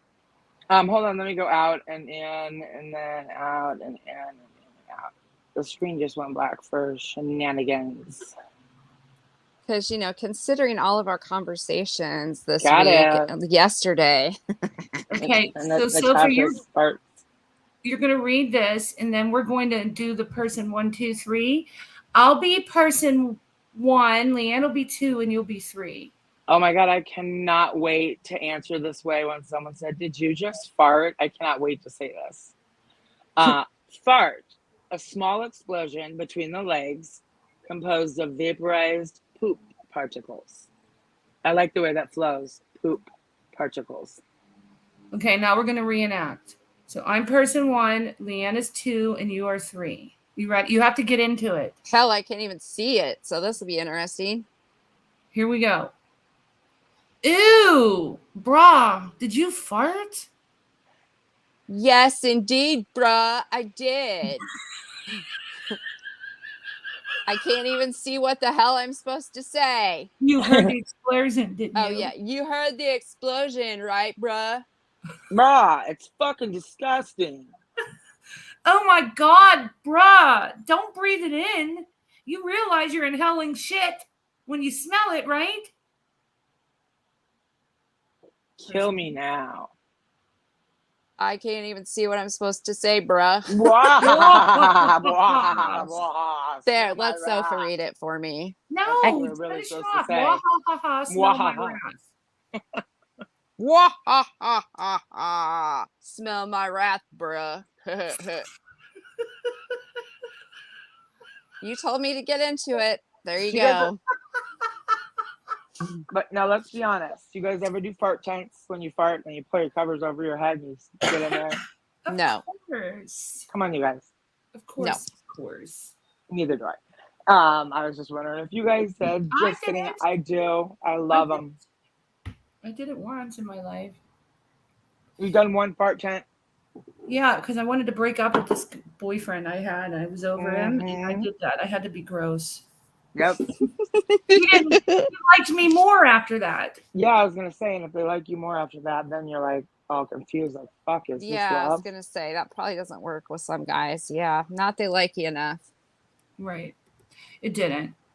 Okay, whose turn is it? Mine. Go ahead. Lucky me.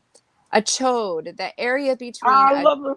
guy's part and his ass, or a derogatory term for someone referring to the real definition.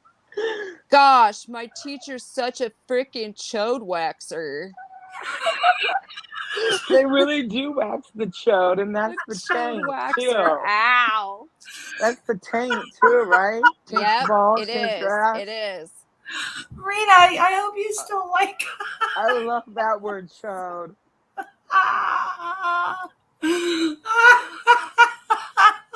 Oh my god, I can see some dumb bitch naming her kid Cody and spelling it that way. Oh my god, I would die. I would freaking die. With all the hip ways people spell names now. Yeah, exactly. Chode Johnson. Chode Johnson.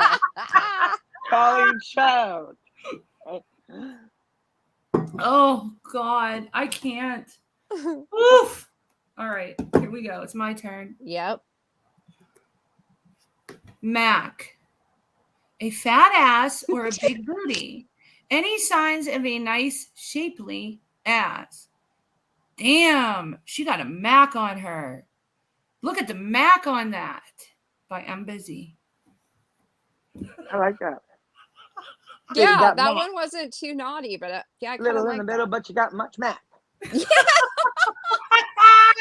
My baby got Mac in it in that lap. You brothers can't me now. Oh my god, I'm dead. Oh my gosh. I got Big Mac and I cannot lie. When a girl walks in with the itty bitty waist and the big thing in your face, you get Go sprung. Mac. Gotta pull up something because you notice that butt is the something.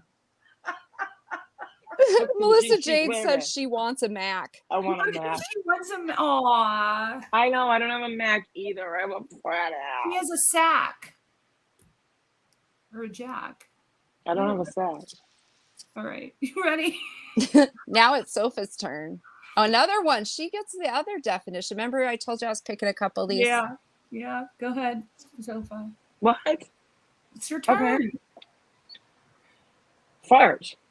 Again. To spray someone with your scent That's a way of sharing a bond with that person. He just blew a fart, meaning he likes her and wants to attract her through olfactory enticement. Fart tense.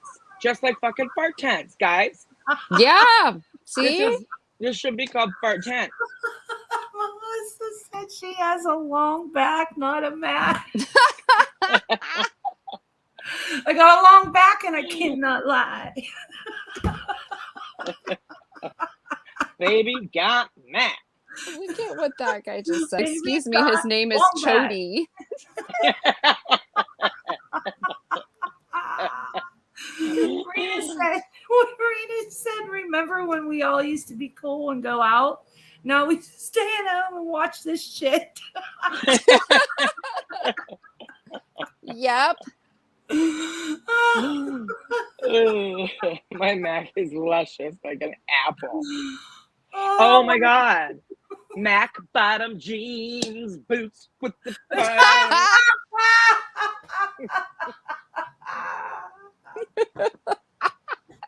You want to have Mac sex? He put it in my Mac.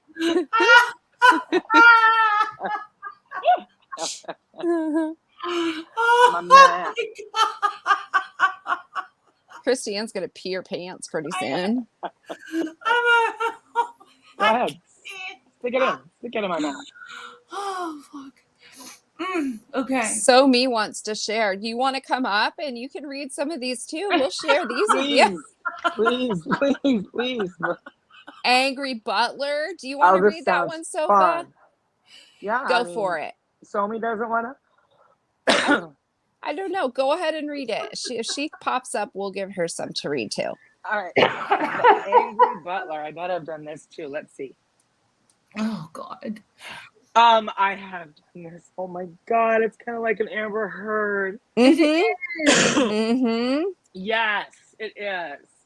The act of defecating on someone's laundry as revenge, preferably clean and still in the washer. My ex broke up with me and told me to get out. Before I left, I gave him an angry butler.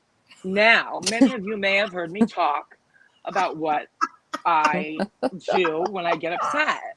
I take my husband's toothbrush and I rub it along that inside rim of the toilet where all the black stuff is.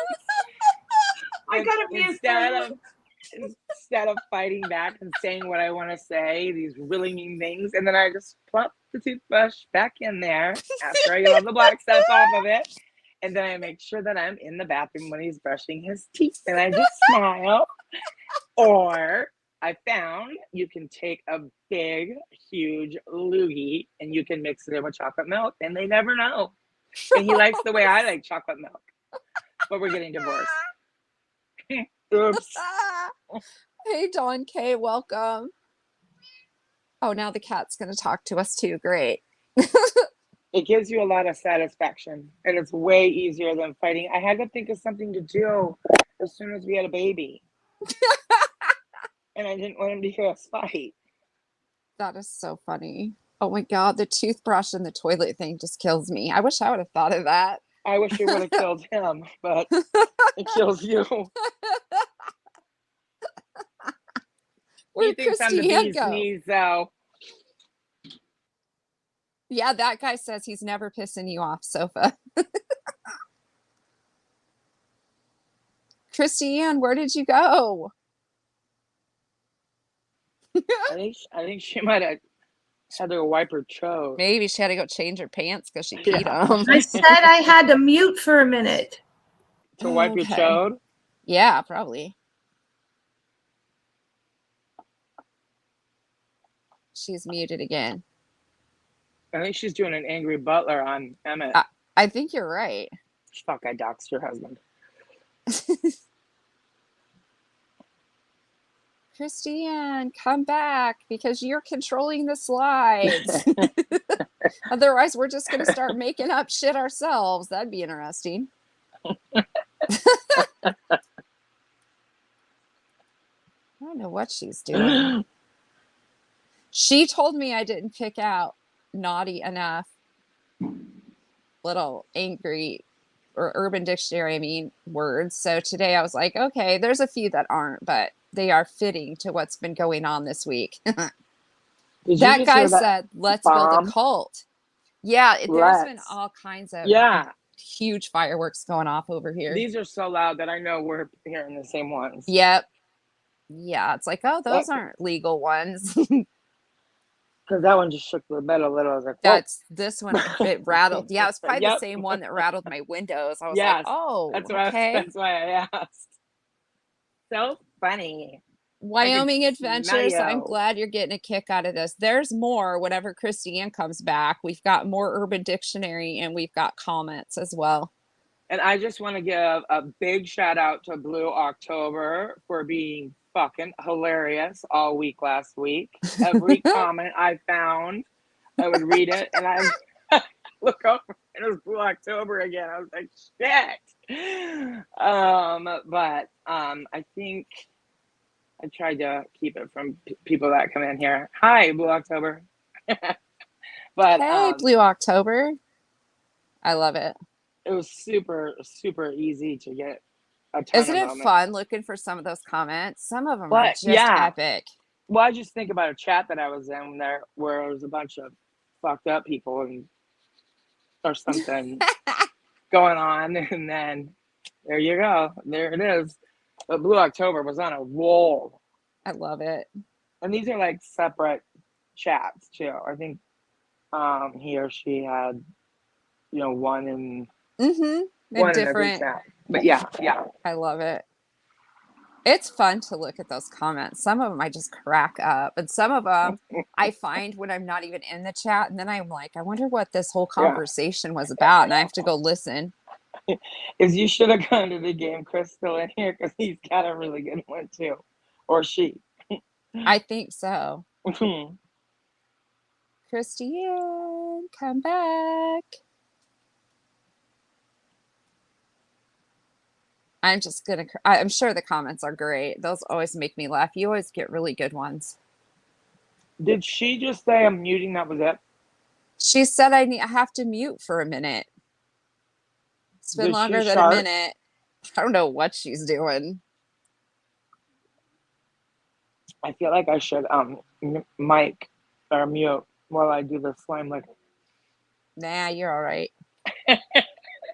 You're fine. My granddaughter loves those slime licker things. So good. She loves those things. Did you get at Five Below? Of course. Yep. I was going to say either that or Hollywood Candy. They have them too sometimes. I want to take the ball up and drink it, but I know I would hate it and die. Oh, yeah. That would be gross. Because it's so, I don't even know, sour and sweet. Yeah, exactly. Wyoming Adventures. Yeah. Sometimes the comments on Reddit are hilarious also. All right, I'm back. Oh, good. We thought you ran away from us. No, my husband's at the casino playing in that that's poker right. tournament. That's And every right. time he calls on break, he has to tell me every hand he played. And then I have to pretend like I'm excited about it. Oh. All right, we ready? Yep. Mhm. Voices went live. Is that why she left us? Yeah, Oh. she's got Vivian's being a fucking no. idiot again. Oh, that's why Great. that's why everybody left us. That's okay though. All right, you ready? Yep. There, you can read that one. I had to throw this one in there because We put this one in for voices. A roach coach. yep. Roach coaches are food service trucks usually found making stops in industrial areas and county fairs. Some of the food can be quite good, but whatever you do, don't eat the sushi. Oh, that's for that guy too. I had some roach coach sushi and I haven't gotten off the toilet since. My goober libration. Woo. That's scary. So no sushi out of the roach coach. Nope. In LA, we have food trucks on every freaking corner, multiple corners, multiple trucks on a corner. I wonder if those are roach coaches. I don't know. We have taco trucks here. That guy, do you eat off the road coaches? He gets sushi. I don't know if it's from the Roach Coach, From the but gas station, I think. Aw, thank you, Wyoming Adventure. That's so sweet. oh, thank you. I can be the face of the road coach? No, I think he's getting the cult together with Michelle. He's our fearless leader. Oh, you're the leader? I better be in this damn cult. We're going to jail together. Well, him All and right. I are both very wealthy. We were both contacted by the same prince in Nigeria, which Jay, is what are the odds? can you like throw a few my Oh, way? is I that mean, why you were talking about the $1,000 and I'll send you 20,000 back? Yeah, that's all we gotta do. wow, you are so lucky. I know, it's so easy. It's so nice of him. I know. Wow, I'm impressed. Nobody Yeah. liked our cult presentation, and you guys were all talking about other things. No comment. Just kidding. Well, No, it that's was- not true. I know it was a little boring tonight, but it's going to get better. I was shopping. But I mean, the similarities are so scary. Oh, I know, right? It's crazy. Okay, you ready? Yep. Ready? Boom. Sofa's got this one. No, I like when you say bra. I'll Yeah, say you do it. Oh gosh, this one comes up a I lot. can't even freaking. I can hardly see these. Okay. The noise a girl's vagina makes after getting repeatedly pounded by a dick. Happens every time. Yep. Where's Caldwell's mom queefs so loud, bruh. Yesterday after I banged the shit out of her. His mom. Did you hear that bitch queef yesterday? It sounded like someone ripped ass, bruh.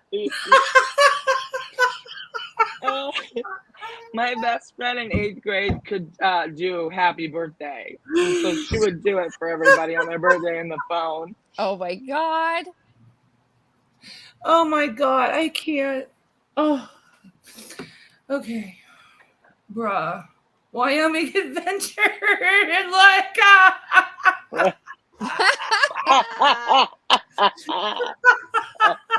I would have never come up with that combo. I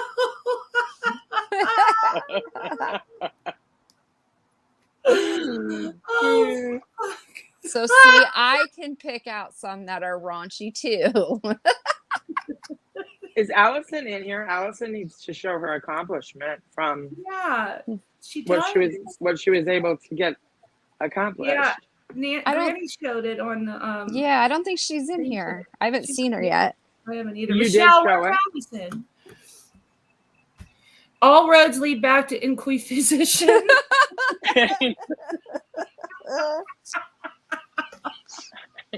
Did you say someone showed it? No, yeah, Granny did. Mm. She was talking about it, and then she showed it, and I died laughing. I spit my coffee out on my new kitten. Yeah. Imagine We're going someone to the else. vampire bar, that guy. Let's look up this vampire bar, guys. You ready? And then Yes. we'll do comments. The Did vampire. you spit coffee on your kitten? Is that what you just said? It No.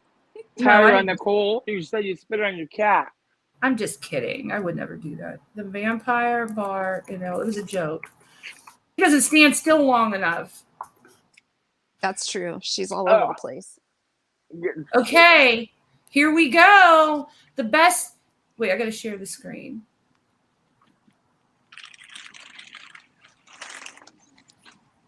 Share. She's biting my toe. Here. Okay. Here we go. The top 10 best vampire bars in LA. Wow, there's 10? I didn't know that. Why is it not opening? It says it's waiting. Can you see that? Did it open? No, not really. It just gives us a map. Yeah, but did something open? Can you see me Oh, scroll? I can see the little pictures a little bit. Yeah. I'm on my Okay. phone, so to me it's gonna look small. Intercrew. This doesn't. This isn't it. I think this is it. The bar sinister. Yes. Here it goes. Here we go. Can you guys see that? Yep. Bar sinister. Where are the descriptions? All right, look, 93 photos. Oh my, look at this, that guy. Why the fuck is this here?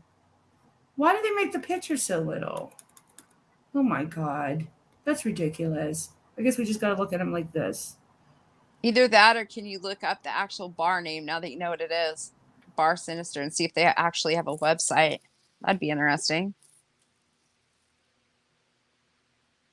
I'm looking for vampires. Oh, he said a lot of them are cosplayer bars. Got it. Hi, Mandy. No, this is a vampire bar. You're supposed to be a vampire if you go here. Look, there's a vampire right there. Right? He's telling you that it is not a vampire bar. Read the comments. I can't. I'm looking at this. He's saying it's not a vampire bar. A lot of these are cosplayer bars. Okay, we got to find the one that I know about then. There is a vampire bar. Does he know it? I don't know. Oh, he said that's a goth emo industrial club frequented by the Suicide Girls. Okay, well, tell him I need to know the name of the vampire bar. The real one. Because I know it exists.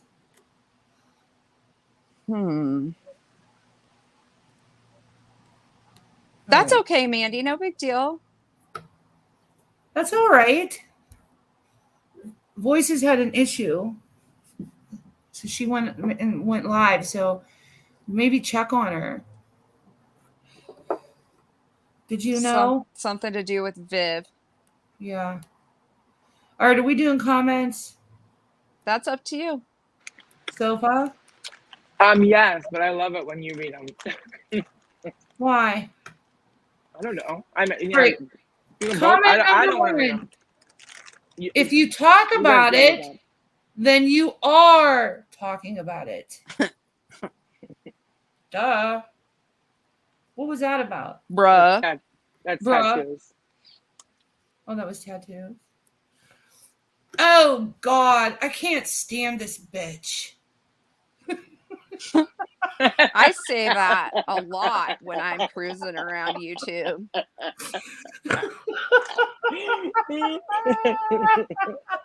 was either Chili Mayor or Blue October.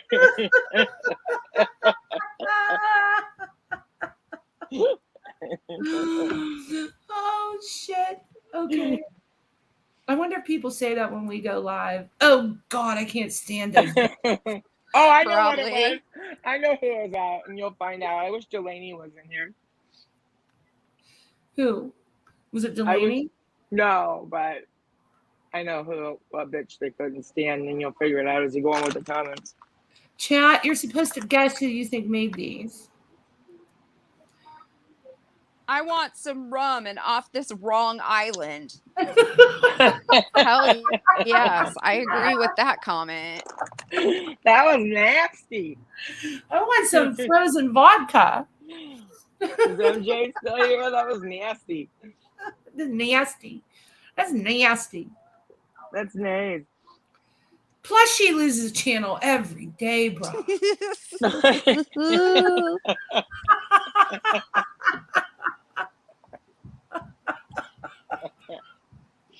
She sounds like a female Forrest Gump, bruh.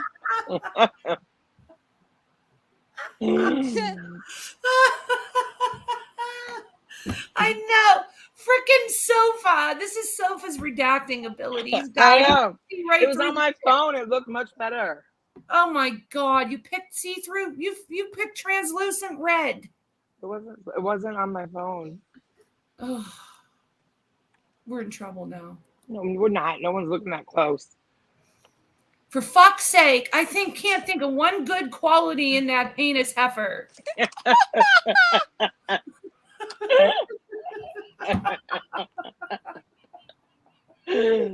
Hey, Tara. Hi, honey. Tara. You missed Urban Dictionary, Tara. Oh, my head hurts from laughing. All right. Go ahead. Where the hell did this fool housewife come from?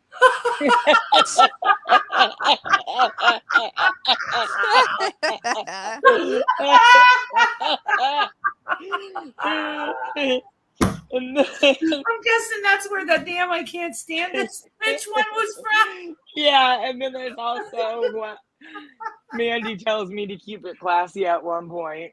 And I've got a That was comment you, that Blue goes- October, as we can tell through the translucent red nightgown. What self I interrupted you? What did you say? Oh, during the same thing with this same person, at one point, Mandy's like, keep it classy, Sofa. That's all I ask. You'll I see. love it. Oh, fuck. Go ahead, Sofa. See how big your balls are. Fucking see that nasty bitch.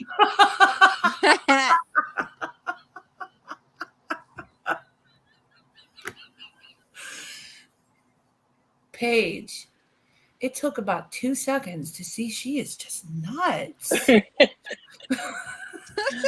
That's one of our very own.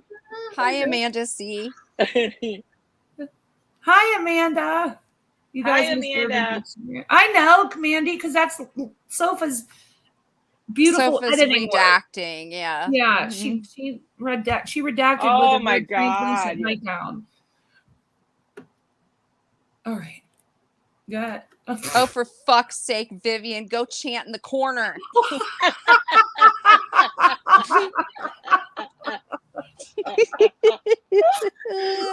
Oh my god. Oh shoot. Sofa, did you just hear that big explosion that Yes, just shook my yes. entire house? Thank you. Yes. Okay. I Sorry. didn't know That if How I was that? was a Oh, huge that's my explosion. bae. It It made was me just an jump. explosion. That was Mhm. Vivian going after your ass. I guess. no. Oh well. Put the hex on you. Put yourself up. Your nose wet. I don't get What? it. What? I don't know. I'm confused. What What's am I our missing here? definition? Put yourself up, your nose wet. Your nose wet. What the fungal? Your comments aren't going through, Mandy? I can see them. I see Yeah. I wouldn't let that happen to you. Oh, maybe your That's internet's weird. going on. him. Oh. Your Wi-Fi may be acting up. All right, here we go. Whiny middle-aged dude over there with his cat. Are they talking about Siren? No, Lincoln. Oh. I'm sorry, Siren. Yeah.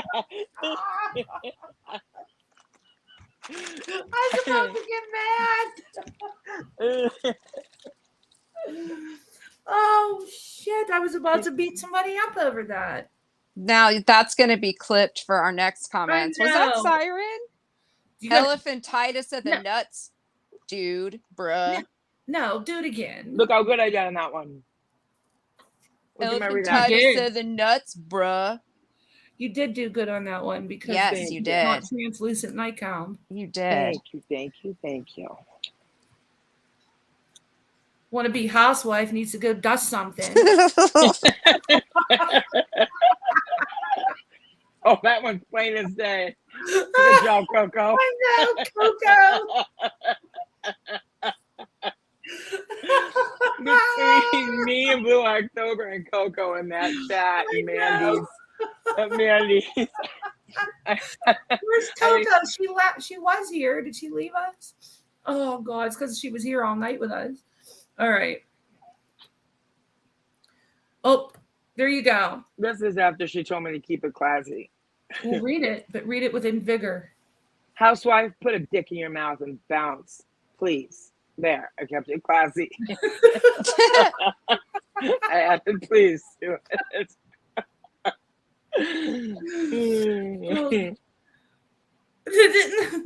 Hey, Scrunchy. I know. Everywhere I see her. Where is Hey, she? Scrunchy. Well, at least it's a nice nickname. It could be worse. Don't complain. True that. That is true. I think that's it. We only did 16 this time. I should have Why? done all 50 of them. What are your comments, Sofa? Sofa? You What? mad? Are you No, mad? I'm mad. No, I'm trying to figure out why that guy's comment was rejected. Hey, Oh, fish. gee. You can't make a hoe into a housewife. Hello.